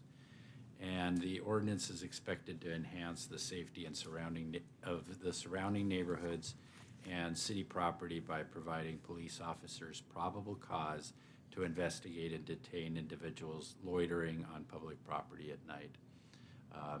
Your police chief is available to answer any additional questions about any leverage that would provide your police department. With that, before you is ordinance number 2024-008, entitled An Ordinance of the City Council of the City of Chino, California, adding Chapter 12.24, Limitation on Use of City Property to the Chino Municipal Code, and that's going to be done by reading of the title only and waiving further reading. And I'm happy to answer any questions. Okay, any questions? Any need of clarification? This is to help us prevent encampments at parks or vagrancy around City Hall after 10 o'clock and before 6 a.m., correct? That's correct. Excellent. Chief, do you have any comments you would like to make about this? No, just, we mirrored this, like the city attorney said, off of our park curfew. And this all started when we started having, several years ago, unsheltered people living amongst or sleeping overnight amongst the city hall and then turning into vandalism. And so what this does, it's gonna provide our officers a resource to have probable cause to be able to detain and speak with these people. And obviously, it's a crime for them being here. So it was pretty comprehensive. We started this with just the Civic Center, just the City Hall area, but it took some time because we wanted to do it once and incorporate all of the properties in the area, again, to provide the officers, like what we use, the curfew for our parks, the same type of ordinance. Well, I'm glad to see this is brought before us. I know I've received complaints from the building across the street where they've had some people go up the stairs and sleep on the balconies and things. So we just, we don't want to encourage that. And there has been, across the street, there's been vandalism that's taken place over there. We have gotten the cameras up that goes into our real-time crime center, so we've seen that. We've seen people, we went on a walk around to assess it. I think it was last month, and we saw somebody sleeping there in their stairwell. So this will help our officers, give them a resource to be able to combat this. Good. Excellent. Okay, with that, we need a motion and a second. I have a motion from Mayor Pro Tem Comstock and a second from Councilman Flores. Mr. Attorney, would you please read the ordinance? I've already done that, so thank you, Mayor. You don't want to do it again? Come on, you mess me up every time. Okay, vote, please. And it passes unanimously. You keep changing the rules on me. Benefit to me providing the staff report. Okay, item number 16, resolution amending the city's classification and salary schedule. This item is to adopt resolution number 2024-024, amending the city's classification and salary schedule to add positions that will enhance the support of essential city services. Staff report this evening will be provided by our city manager, Linda Reich. Thank you, Madam Mayor, members of the council. Before you tonight for your consideration is Resolution 2024-24, which amends the city's classification and salary schedule by adding 12 new full-time positions. It eliminates an existing full-time position and establishes a salary range for one of the new classifications. Approval of this item also asks to appropriate an additional $2.66 million in the next fiscal year budget. This action not only supports the city's strategic plan goals of providing long-term responsive planning and superior customer service, but is also a crucial first step to fulfilling our promise made to Chino residents who passed Measure V, the City of Chino Public Safety Roads and Essential Services Measure.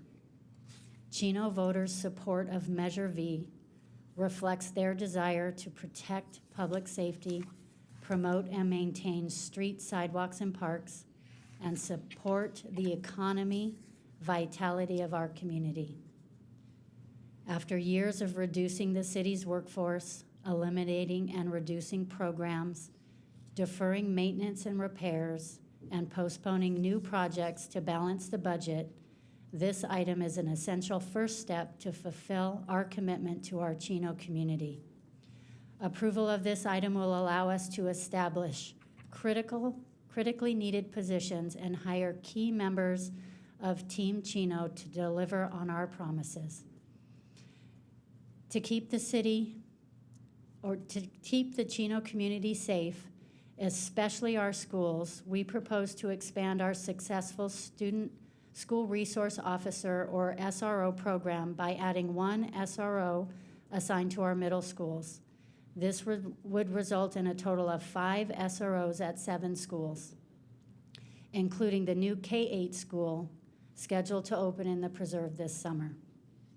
A new sergeant for the SRO program is also proposed to be exclusive for the SRO program and would also coordinate special events in the city that would require police involvement.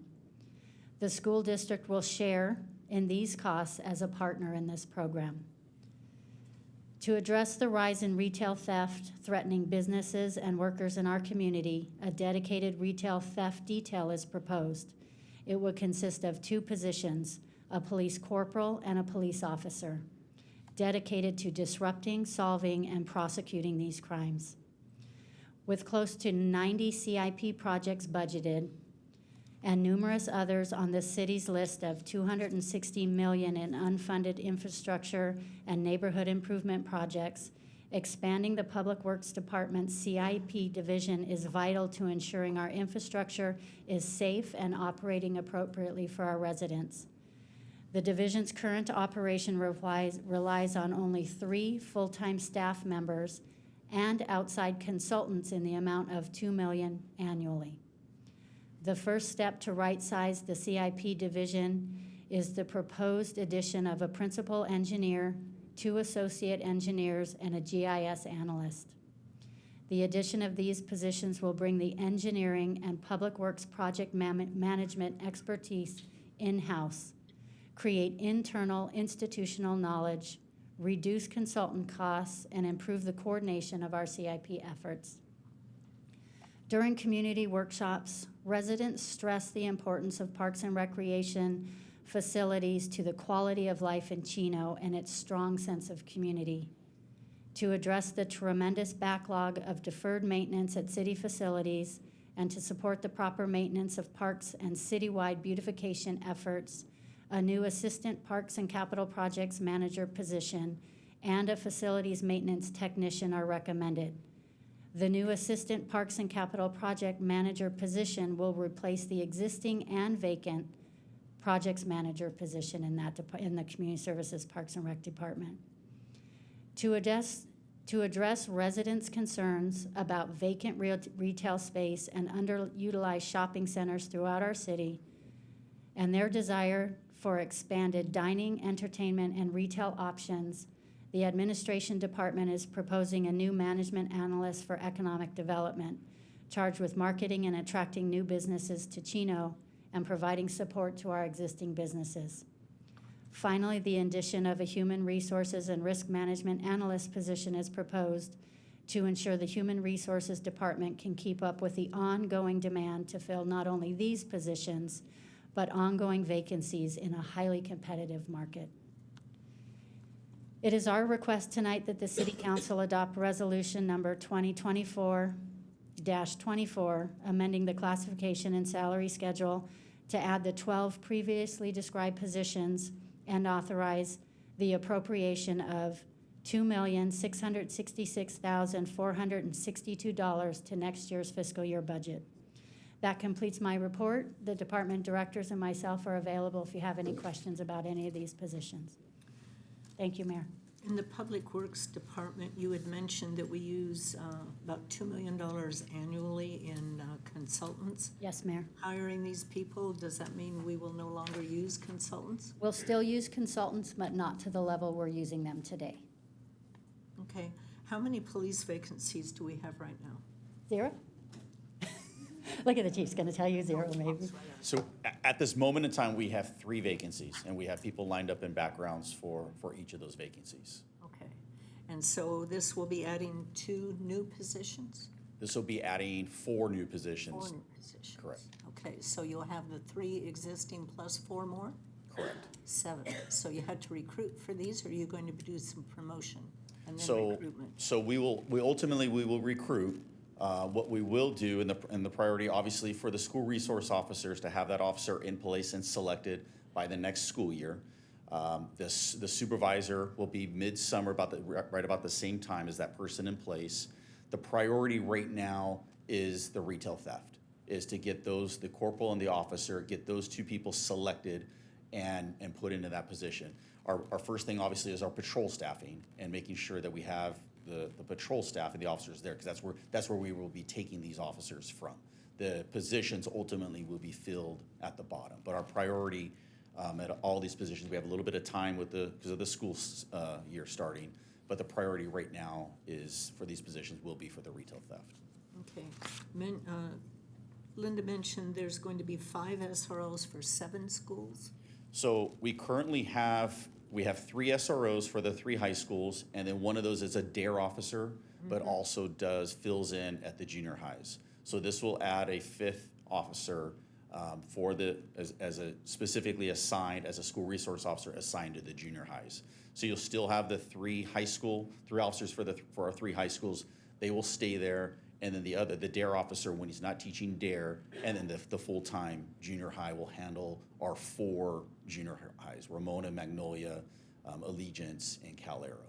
Okay, now you mentioned 3 high schools. So in addition to Chino High and Don Lugo. Buena Vista. Oh, and Buena Vista, I forgot Buena Vista, okay. And there'll only be 1 officer for the elementary or the junior high? There'll be 1 officer for the 4, and then the DARE officer to assist them when he's not teaching. So they'll just be part-time at the. They'll bounce around to the 4 schools depending on what's going on. And then if the issues at that age level escalate, you'll bring it back to us if it looks like 1 officer can't handle all of that? We will. This will be an opportunity this school year, for us to assess it with this staffing, with this 1 officer, with these junior highs, and we'll assess it and see how it goes. If we need another officer for those 4 junior highs, then we'll come back next year and talk about it. Obviously, we meet with the school district and we do a cost sharing, and they pay significant of these costs for these officers. Okay. Questions or comments? Kurt? I just have a comment. I thank you, Dr. Reich, for the presentation. And I'd also like to thank the citizens of this fine community for passing Measure V. This will only enhance. This is just the beginning, as Dr. Reich had mentioned. This is just the beginning of how this is going to go throughout our community. It's just going to enhance our public safety, our roads, our essential services. And again, this is just the first step. And I appreciate the staff getting on this as quickly as they did. We're already behind the 8 ball, and Chief and the other services, thank you very much for already getting the reports in so that we can get these programs implemented as soon as possible. Karen? Thank you, Mayor. Thank you, Dr. Wright, for the staff report. I also just want to echo Councilmember Burton's sentiments. I want to thank the voters for their confidence in us with the passage of Measure V. I've referred to this as a game changer for the future of our community. And these positions are much needed. There is plenty of deferred maintenance and different projects in roadway and infrastructure and water and public safety that we need to plan to deliver on for the future of this community. And this funding is going to help us do exactly that, and that's what this council intends to do. And you will soon see the results of this measure, not just from a public safety component, but throughout your city, in roads, in parks, in water deliverance, in public works projects, and those capital improvement projects that are long overdue, that aren't getting any less expensive for us to deliver on. So thank you to everyone, and that concludes my comments, Mayor. Thank you. Mark? Just to piggyback off what they said, I know we had a lot of, well, I'm not going to say a lot, but we had some people that were criticizing and saying that we were going to utilize this money and not do anything for public safety or anything else. And we were going to. So I think this is sending a message, one, to the residents that voted and supported this. This community spoke and said, they want to be safe. They want our children safe. And they want our retail theft to end. So this is our first step in moving forward in that to fulfill what the voters wanted. Also, in hiring our engineers, I've never been a big fan of farming everything out because, as you know, everything we send out to bid goes to the lowest bidder, which not necessarily as the best bidder. So I'm hoping with these people that we bring on that our level of work that we do out there on the streets improve quite a bit, because we'll have some people that actually take some ownership in some of these projects. And also to our economic development. That's important because there's other cities that actually have a full team that go out there and recruit these businesses to come to their communities, and it's something that we need to do if we want to be competitive. So the residents have been speaking. They want businesses here. They want restaurants. They want entertainment. So that's what this team's going to do. They're going to go out there and try to get that for them. So I'm excited to see what the future brings. But this is a first step in what we said. If you pass this, we're going to make sure that the city changes. It's going to change for the better. That's all I have, and thank you, staff. Chris? Yeah, just want to say, City Manager, thank you for a great report.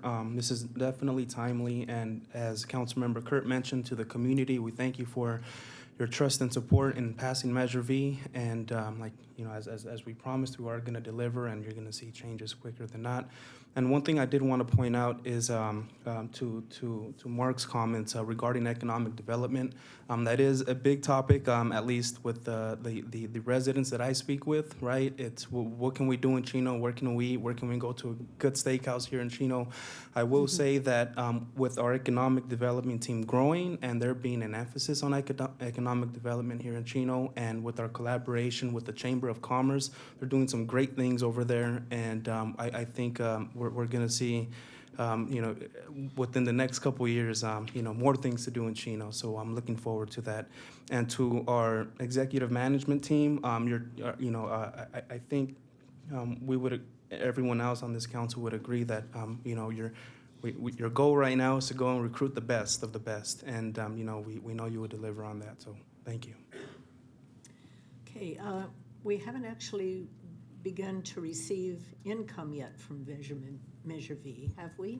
No, we haven't, Mayor. It doesn't start until July 1st. Okay.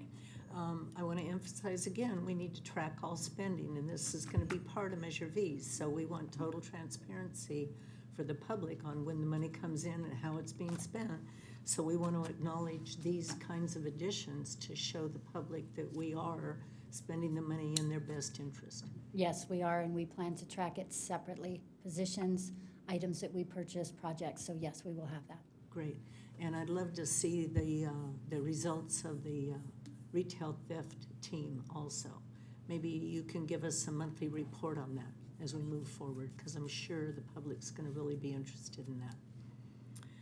Okay, next item on the agenda is Mayor and Council reports. Mine's going to be really short this evening. Mayor, the vote. I forgot we have to vote on this. Sorry about that. That would help, huh? Okay, a motion from Councilman Flores, second from Mayor Pro Tem Comstock. Please vote. And it does pass unanimously. I gave you a heart attack, didn't I? All that presentation, then we don't vote on it. Okay, Wednesday, May 8th, I attended my mayor's prayer breakfast, and then legislative committee meeting in the afternoon with staff and Mayor Pro Tem Comstock, and I'll let Karen give a rundown on that. She's intimately involved in the legislation.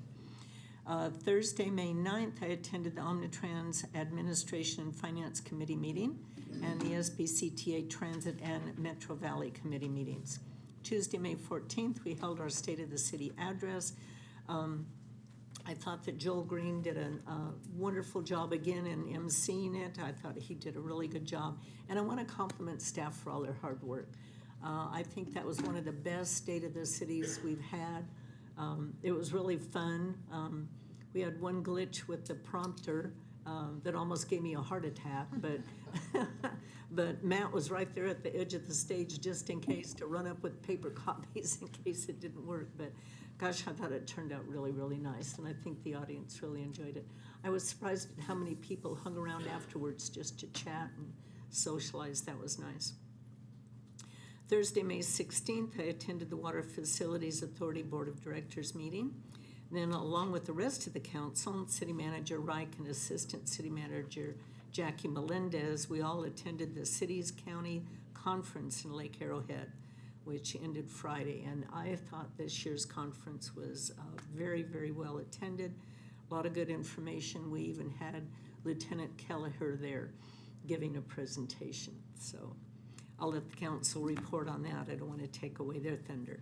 And then today, this afternoon, I attended a meeting with IEUA Chair Marco Tule and consultant Janice Rutherford regarding the Chino Basin project and the regional contract. So I need to meet with Dave Crosley about that and talk to him about some of their concerns and what's going on there. Okay, Mayor Pro Tem Comstock. Thank you, Mayor. On Wednesday, May 8th, I attended a meeting here with staff and a local resident regarding a residential development that he would like to advance.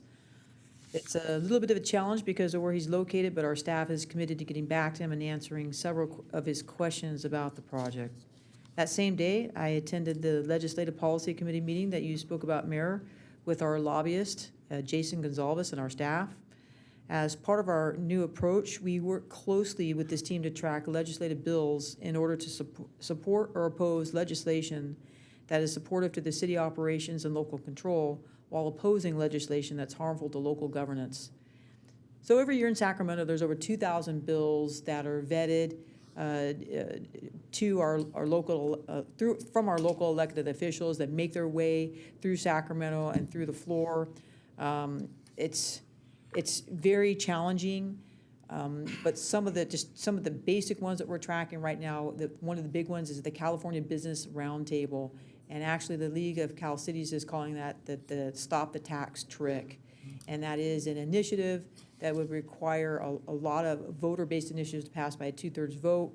It's in addition to these tax initiatives, it's very tricky in the way that it's written because I've spoken about this before, about how Sacramento is allowed to title and summarize voter-based initiatives. Essentially, this would really undermine the way local cities collect taxes and revenues to operate our cities. And there's even some question as to whether or not this initiative is constitutional. So that's one of the biggest ones that we're tracking right now, including local land use, including support from our local assembly members and Senate members for the relinquishment of Euclid Avenue, consideration of Stark, and of course, all the land use regulations that come about every single year that threaten our local control when it comes to local ordinance and control. So I won't bore the public with all that because it's exhaustive, but it's also necessary. If we don't have a seat at the table, I tell people you're on the menu, right? So having a seat at the table and having a voice is very important to us. Later that same evening, I attended the Chino Valley Fire District Board meeting. The board meeting was informative to me, and I also provided an update to the city's efforts to cease the transfer of condemned inmates to the California Institution for Men. On Tuesday, May 14th, I attended the State of the City address at the Chaffey College Chino Community Center. Mayor, it was a great evening. It was a night for Chino to shine and talk about all the good things we are doing and intend to do. And it was professionally done by our staff, and Mayor, you did a great job that night as well. Representing our community. So thank you to everyone who attended, and thank you to our staff who worked so hard to make it such a professional and nice event. On Wednesday, May 15th, I was the guest lunch speaker at the Chino Kiwanis meeting. Chino Kiwanis is held every Wednesday from 12 p.m. to 1 p.m. at the Chino Community Building. I also provided these members of the Kiwanis Club an update in the city's effort to prevent the transfer of condemned inmates to CIM. Also, I promised a couple of a few Kiwanians when I saw them last week that I would mention the important issue about the corn feed run. The corn feed run is one of our biggest and most popular events here in Chino, and we generally just refer to it as the corn feed run.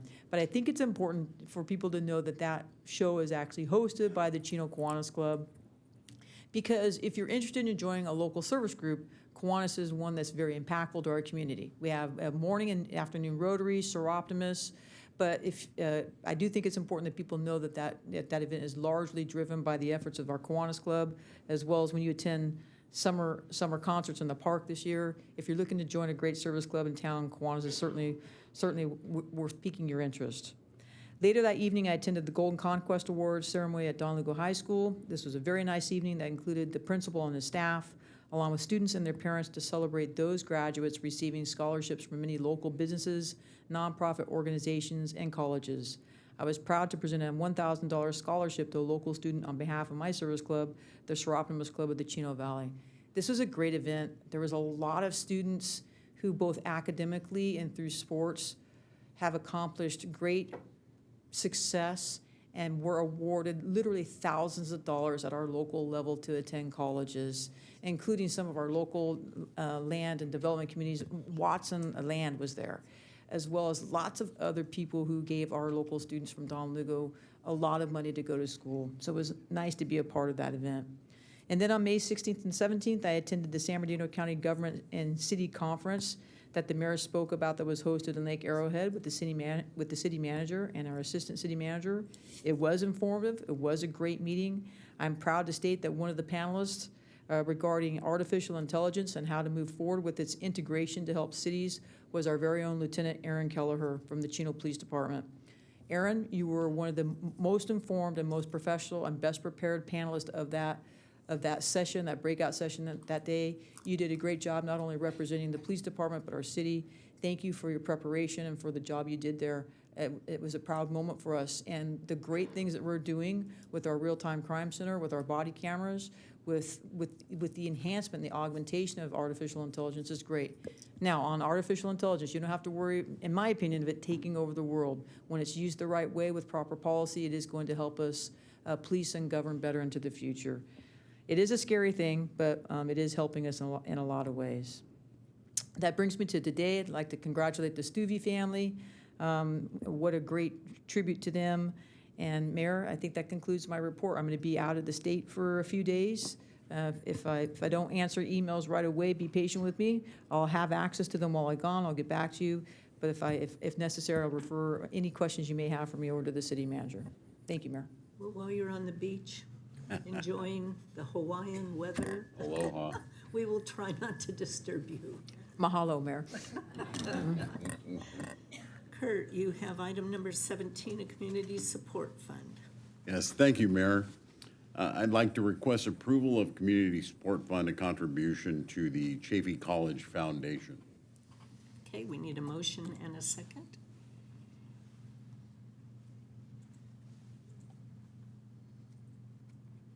Motion from Councilman Flores, second from Councilman Lucio. Please vote.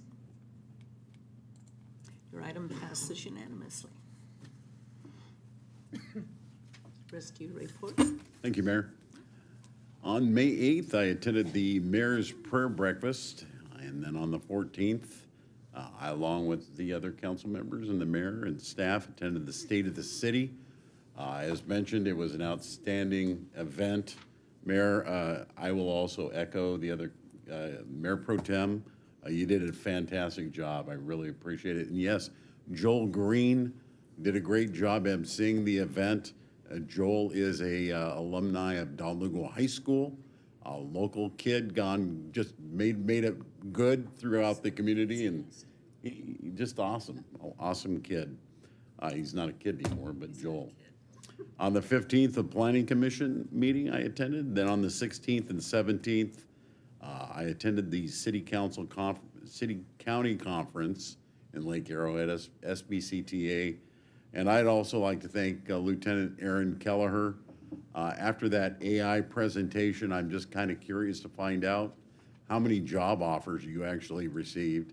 And also, you're not allowed to go anywhere right now. Thank you very much. I told him that. There's no option with him leaving. Chief and Deputy Chief, he did an outstanding job. He's to be commended for representing this city in an outstanding manner. So thank you, Lieutenant. On the 17th, I, along with Councilmember Flores, attended the closing ceremonies of the 33rd Annual Corporate Challenge. We had 11 teams this year. I'm not going to say anything more about it right now. I'm going to allow Dr. Reich to brag on the city a little bit. But what I will say is our staff did an outstanding job putting that together. They did such a great job for us, and the hard work and the overtime that they put in. I say overtime, I don't mean that they're out there, making money on the city, but they do a really, really fine job putting it together. On the 18th, I attended the Chino Police Department open house with the employees. And then the 19th through the 21st, Councilmember Lucio, myself, and staff attended ICSC. It's an economic development conference in Las Vegas. As he mentioned earlier, it's very, very important that we really take a look at what's going on within our community as far as entertainment, restaurants, businesses, and we have that avenue open to us through our economic development, but we really need to bolster it. We need more staffing in that area. Our assistant city manager has headed that up now for a while.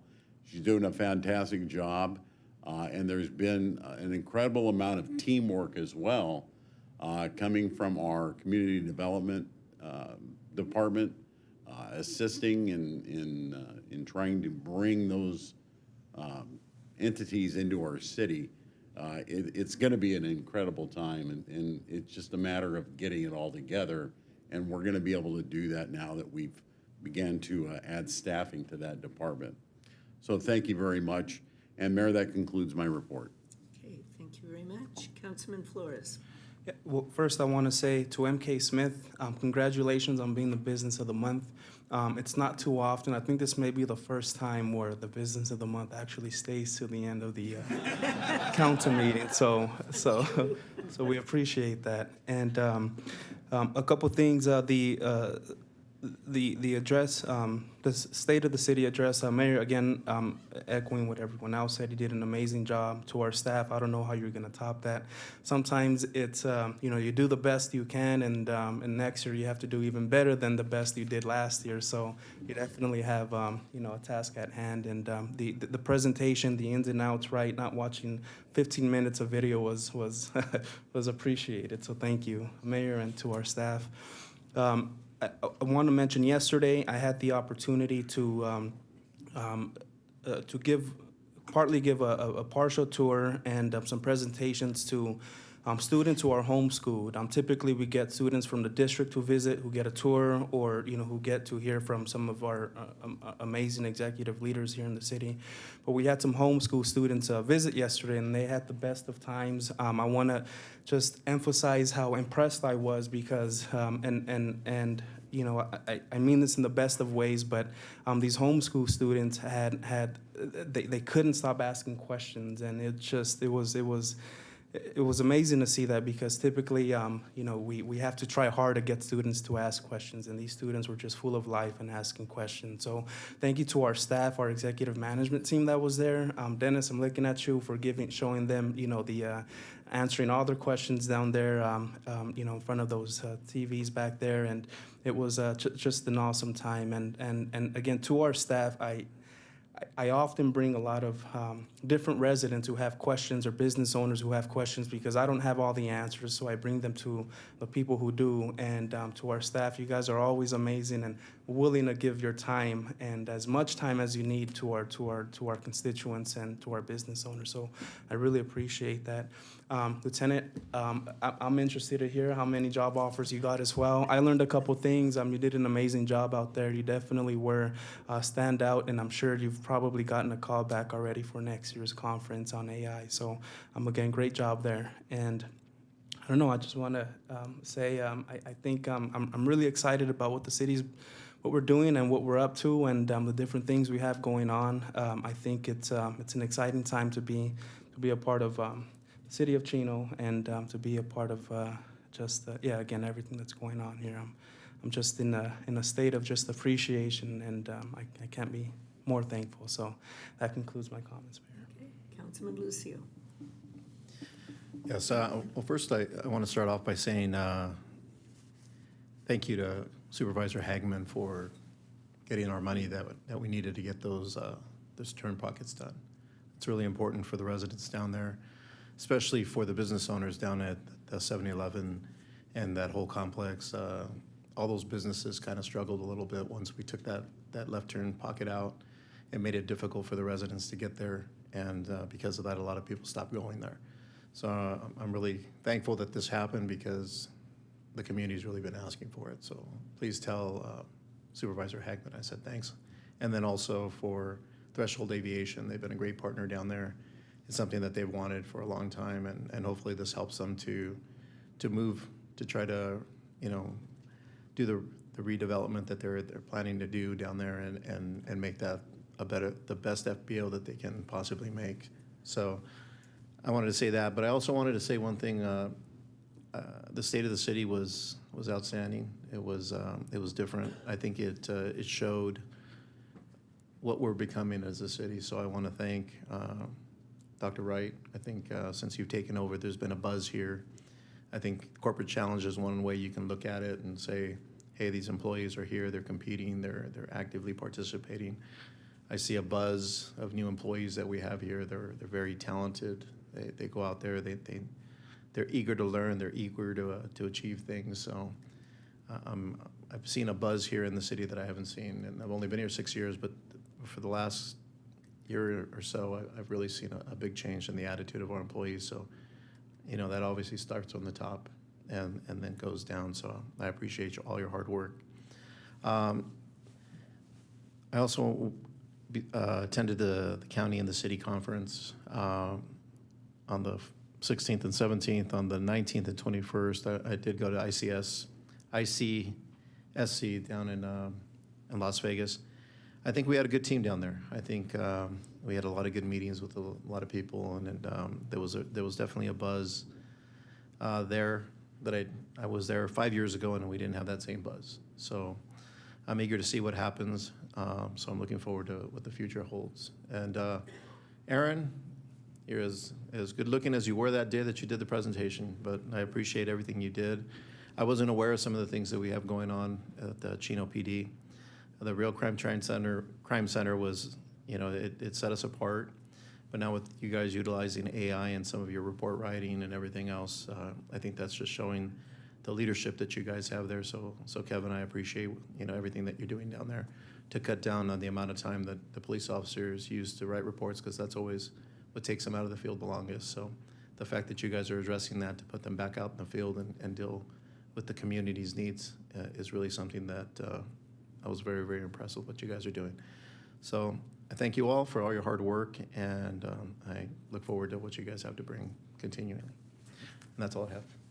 Okay, thank you. Aaron, it was fun to watch you on that panel, and I think everyone will agree. The other members of the panel kind of looked shell-shocked. And I think afterwards, the people that came up to you was very telling also. So that's why I said, you're not going anywhere. Doesn't matter how many job offers you get. Excellent. That was really nice. So we were all very proud. Our little chests were all puffed out. Linda, I have a question for you. And I meant to ask this when we were doing the median issue. West of Quality Way. Yes. On Kimball, the median. It's ugly. It's full of weeds and stuff. Who's responsible for that? I thought we got that ironed out. I don't think we've gotten it totally ironed out yet. There was some confusion whether or not it was Altitude, Business Park, or someone else, but I think we're still working on it. Is it Altitude? Yes. Yeah, so we need to get the agreement in place, correct? So we're working on getting the agreement in place so that they can start doing the work. I know that our crews have gone out there and cleaned it a couple times. So. Yeah, it's full of weeds still. They're up about, okay, because of all the rain, about 2 feet. It's just ugly. We can address it again. Okay, and I noticed they are moving the poles. Yes. Which is nice, finally. So hopefully that other lane will get opened soon. Yes. Be nice. Okay, your report. Thank you, Mayor. Council members, I do have a couple things. So I also would like to thank Supervisor Hagman for his support. He has, been in our community for a long time, and he has a lot of areas where he's trying to help us, not only with those funding, but Euclid and Pine Avenue. So we really appreciate that. So Melissa, if you can let him know how much we appreciate that. The State of the City, I would like to thank our team for an amazing, amazing State of the City this year. When I was in community services, we'd always set the bar a little too high. And here we are in admin, and I think we've set the bar really high. And so we're already talking about how we're going to set it even higher and how we're going to make it better for next year. I'm not going to name everybody, but Ariana put her heart and soul into that. Matt wrote the script for us, and it was really fantastic. And I think as we think about who we are as a community, it really was on Spotlight that night. And Mayor, you did a fantastic job with your words, even with the little glitch. Nobody noticed that. So don't say it anymore, because nobody remembers. CIM, just a quick, I know the chief has got a little update on CIM, but I'd just like to let the community know that Spectrum One, which if you have Spectrum, it's Channel One, is going to be interviewing Mary Ann Hughes next Tuesday. So it is our goal to keep CIM in the news constantly, so that's one more thing that's gonna keep it in the news. And the chief will give us another update. So finally, Corporate Challenge is complete, as Councilmember Burton said. You know, he mentioned how great our Community Services Parks and Rec team is when they do that. It's 2 weeks of constant work. They do a fabulous job. But what I want to do today is thank our team that took care of our team Chino. So Lisa, Nikki, Andy, Claudia, and Hector worked for 5 weeks, plus another 3 weeks ahead of that to get Team Chino ready to be the champion, which we are. I don't know if I mentioned that. And we won first place for the second year in a row. And by more than 35 points. Oh, wow. Which is really, really good. So Chino Hills was first. Chino Hills was second. Did I say Chino Hills? Yes. Because I have Ben on my mind. Chino was first, 208 points. Wow. Chino Hills second, 172 points. NFI was third with 160. So we had a new team, 2 new teams this year, and some returning teams, but Lewis Companies was in. They had a fabulous time. Mattel is back. They were in years and years ago. So I just want to say thanks to everybody who participated. We've got a lot of gold medals. Admin had a lot of gold medals, so I'm just going to talk about us because I think we got like 5 in our department. And the chicken is still here. I was gonna. So I don't think Ben needs to really come because he doesn't have to give it to us. But I will just say. I think he should. Well, I'm going to leave it up to him if he wants to come and represent it to us. But it was a fabulous year. Corporate Challenge was really fun this year for everybody. We got so many gold medals this year. It's crazy. I think you should put that chicken under our mission statement. Maybe, or we can put it up there. Or up there. So that's all I have tonight, Mayor. Thank you so much. You're welcome. I do have a question for you based on Councilman Flores's report. You know, we do a student government day for the public schools. Can we do a student government day for homeschooled kids for high schools? I'm certain we can look into that. I know there's a homeschool group in the area. There's a huge homeschool group. Yeah. I think that would be really nice to do. Do a half-day homeschool We'll look into it. student government day. Okay. Great. Dr. Reich, I think Chief Benson and I want to repeat, or, you know, another opportunity. And I didn't say anything about that. Oh, we'll find out about it when it comes up. We crashed and burned. It was so embarrassing. Anyway, I'll let you take it from there, Kevin. We'll get the details from them. Okay, next we have city attorney's report. No legal update or new housing laws to really disappoint you with, but I do have to say the state of the city was outstanding. Chino really goes above and beyond, so I concur with all the comments. And I also want to thank the council for the treats, just to remind me I'm another year older. Yep, happy birthday, And that, Fred. Happy birthday, and to Fred. put it right in front of me to test my willpower through this entire council meeting. That's very kind of you. Thank you. Well, happy birthday, and I know we're not going to meet until after your birthday, so that's why you got it early. Thank you. You can always share. Yeah. You're welcome. Gee, Chris. Okay, Chief Menson. So a couple things. First, just, I know on behalf of myself, my partner directors, thank you for providing us the resources to really continue to serve the community. I'm going to talk specifically on retail theft. We talked about this when I was talking about that. And when we're going around discussing Measure V, and last year, our retail theft was up 53%. This is not a Chino problem. This is a statewide problem. We ran our stats for the first quarter, so January through April, and we were up 53% last year. We're already up an additional 15% this year.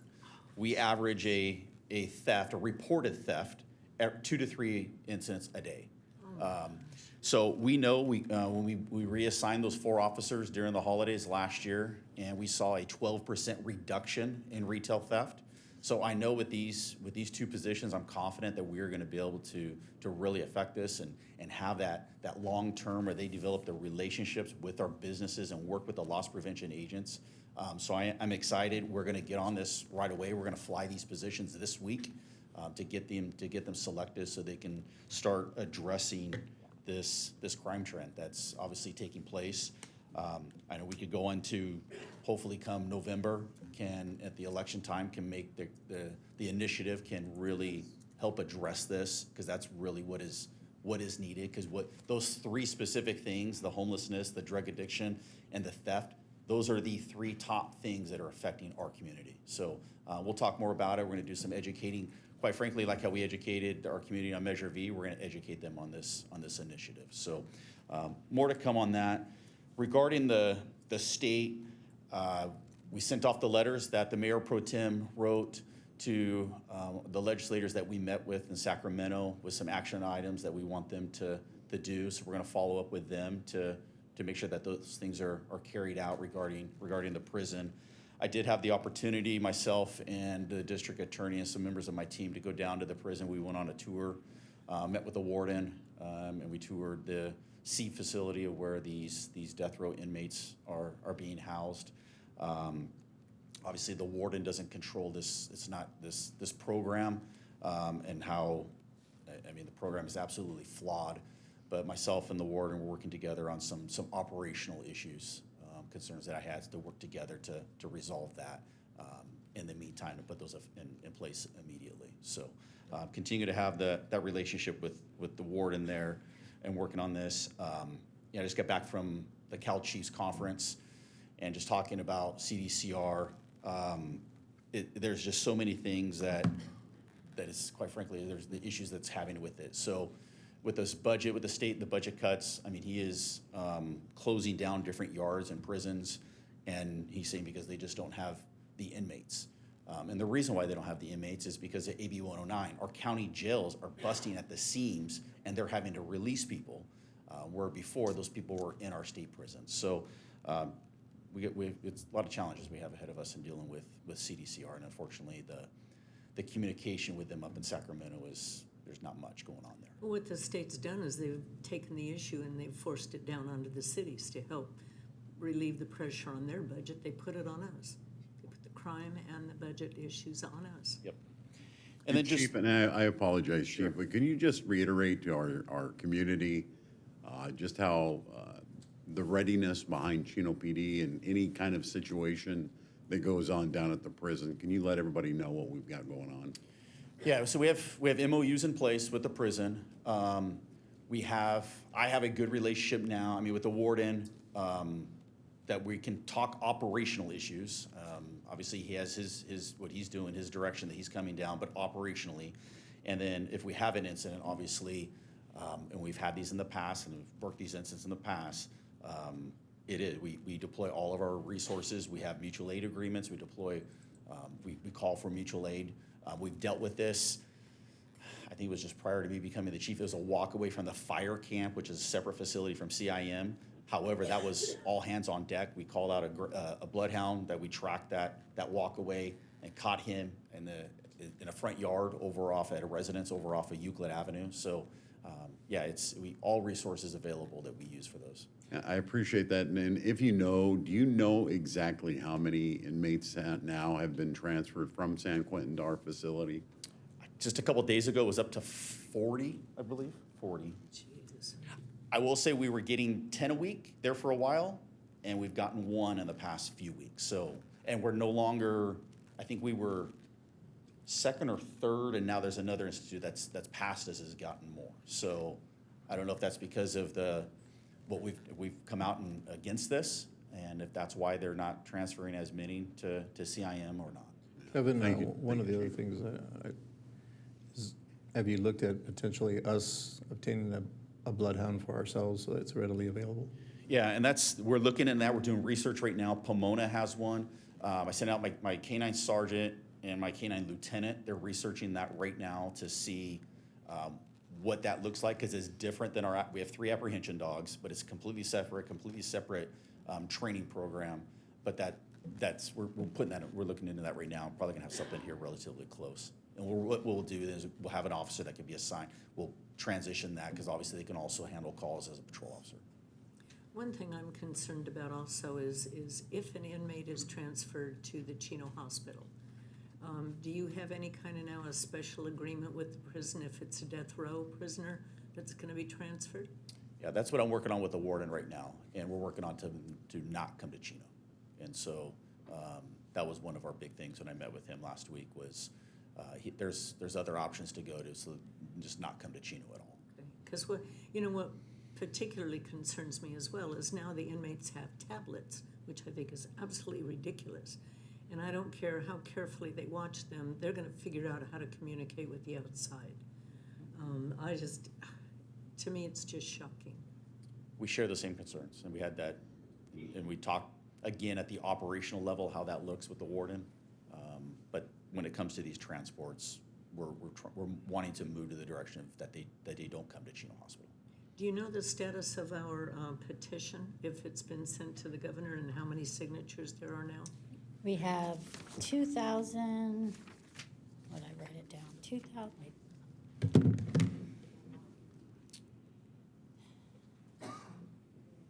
2,458. We're gonna do one more push this week, and then we're gonna send them up to the governor and the secretary. Okay. I'd like to get as many signatures on that petition as possible. I understand that we've received a letter from the city of Upland in support, or not us, but they sent a letter of support. I think Ontario has, Chino Hills has, I think Montclair did, the school district did. Chaffey College, I talked to Marco Tule. IUA has discussed it at their board. I think they've already put a letter forward from Savaji, but I think the board's gonna do a letter of opposition also, because they're right across the street. The fire district as well. In the fire district. Pretty united front. It is. It's a huge front, Chief. Thank you for continuing to work with the warden on the issue, and we'll continue to do our job as the elected officials to get up and work with Sacramento to try and find other solutions. I also encourage you to get those commercial officers up and running as quickly as possible. That's one thing that's going to help our economic development department. We want to continue to retain our current businesses and attract new ones that want to come to cities that are serious about not letting their businesses getting victimized. It's not uncommon to read in the news every day where some major store or company are pulling out of different communities because they're under police and woefully underserved, and they can't keep their businesses safe, their business components. That's another big part that we heard of at Cal Cities. We had people from the commercial business entities speaking about how this is impactful to them operating their businesses. So the cities like ours are going to be ahead of the game in helping to keep good, safe businesses where people can dine and shop in safety. So thank you.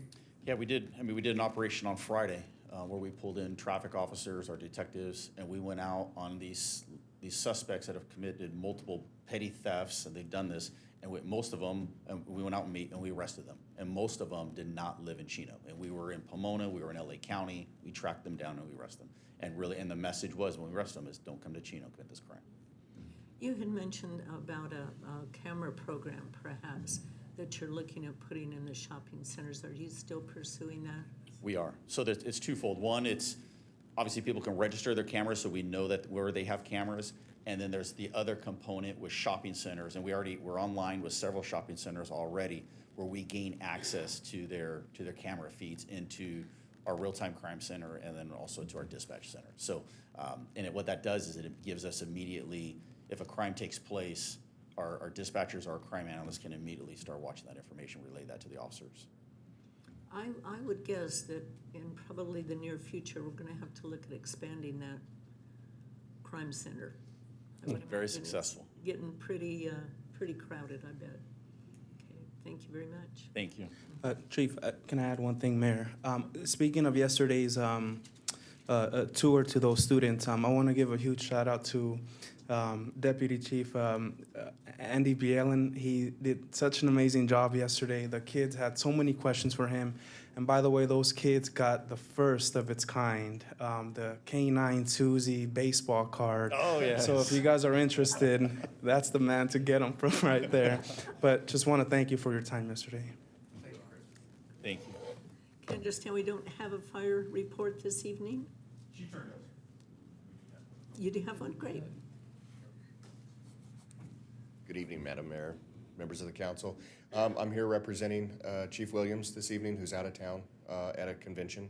But in speaking with him earlier, the fire district does not have a report for this council meeting. Okay, thank you very much. Thank you. Oops, wait, do you have Hang a on, question? come on back. I'm just curious, are we still on track as far as Confire for October? How's Yes, sir, we everything are. going on that, if you know? Yes, not the exact date in October, but yes, we still are on schedule to open everything up and be fully staffed and running in October. Great, thank you very much. Yes, you're welcome. Thank you. You're not getting off that easy. The last Apparently time, not. the last time the chief was here, one of his ending comments were, "I'm not a betting man, but if I were a betting man, I'd say that Mayor Pro Tem and the chief are gonna be a gold medalist." Just tell him, good thing he's not a betting man. Yeah. Okay, Just tell him we have to buy ice cream for everybody. will do. I got him on speed dial. I'll let him know tonight. Okay, thank you. Thanks for that, Chris. Okay, now, Karen, there's been a little comments made. What happened?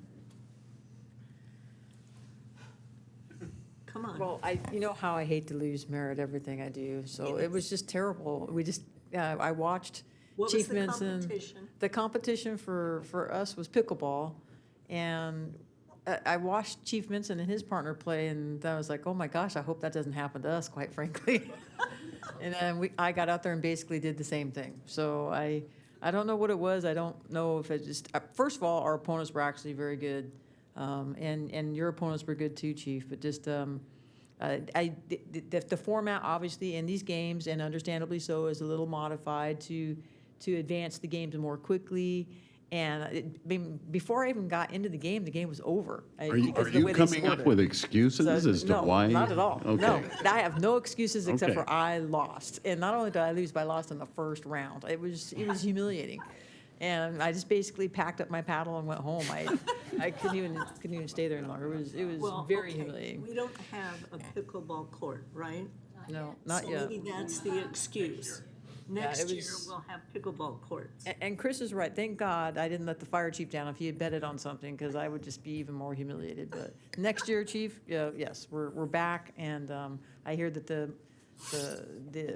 way they're going to run it may be a little different, but yeah, the game just seemed over so quickly. I didn't even know what happened. It was just kind of like one of those moments, like what just happened? What do you mean I just lost? So If you need me to look over the application of the rules of the game, I'm happy to do so. I'm not going to make an excuse for that. It was my fault. I needed to perform, but it was just terrible. Oh, my gosh. Okay, with that, we will adjourn to our next regular meeting that will be held on Tuesday, June 4th at 6 o'clock, with closed session starting no earlier than 4. We are adjourned. It was embarrassing.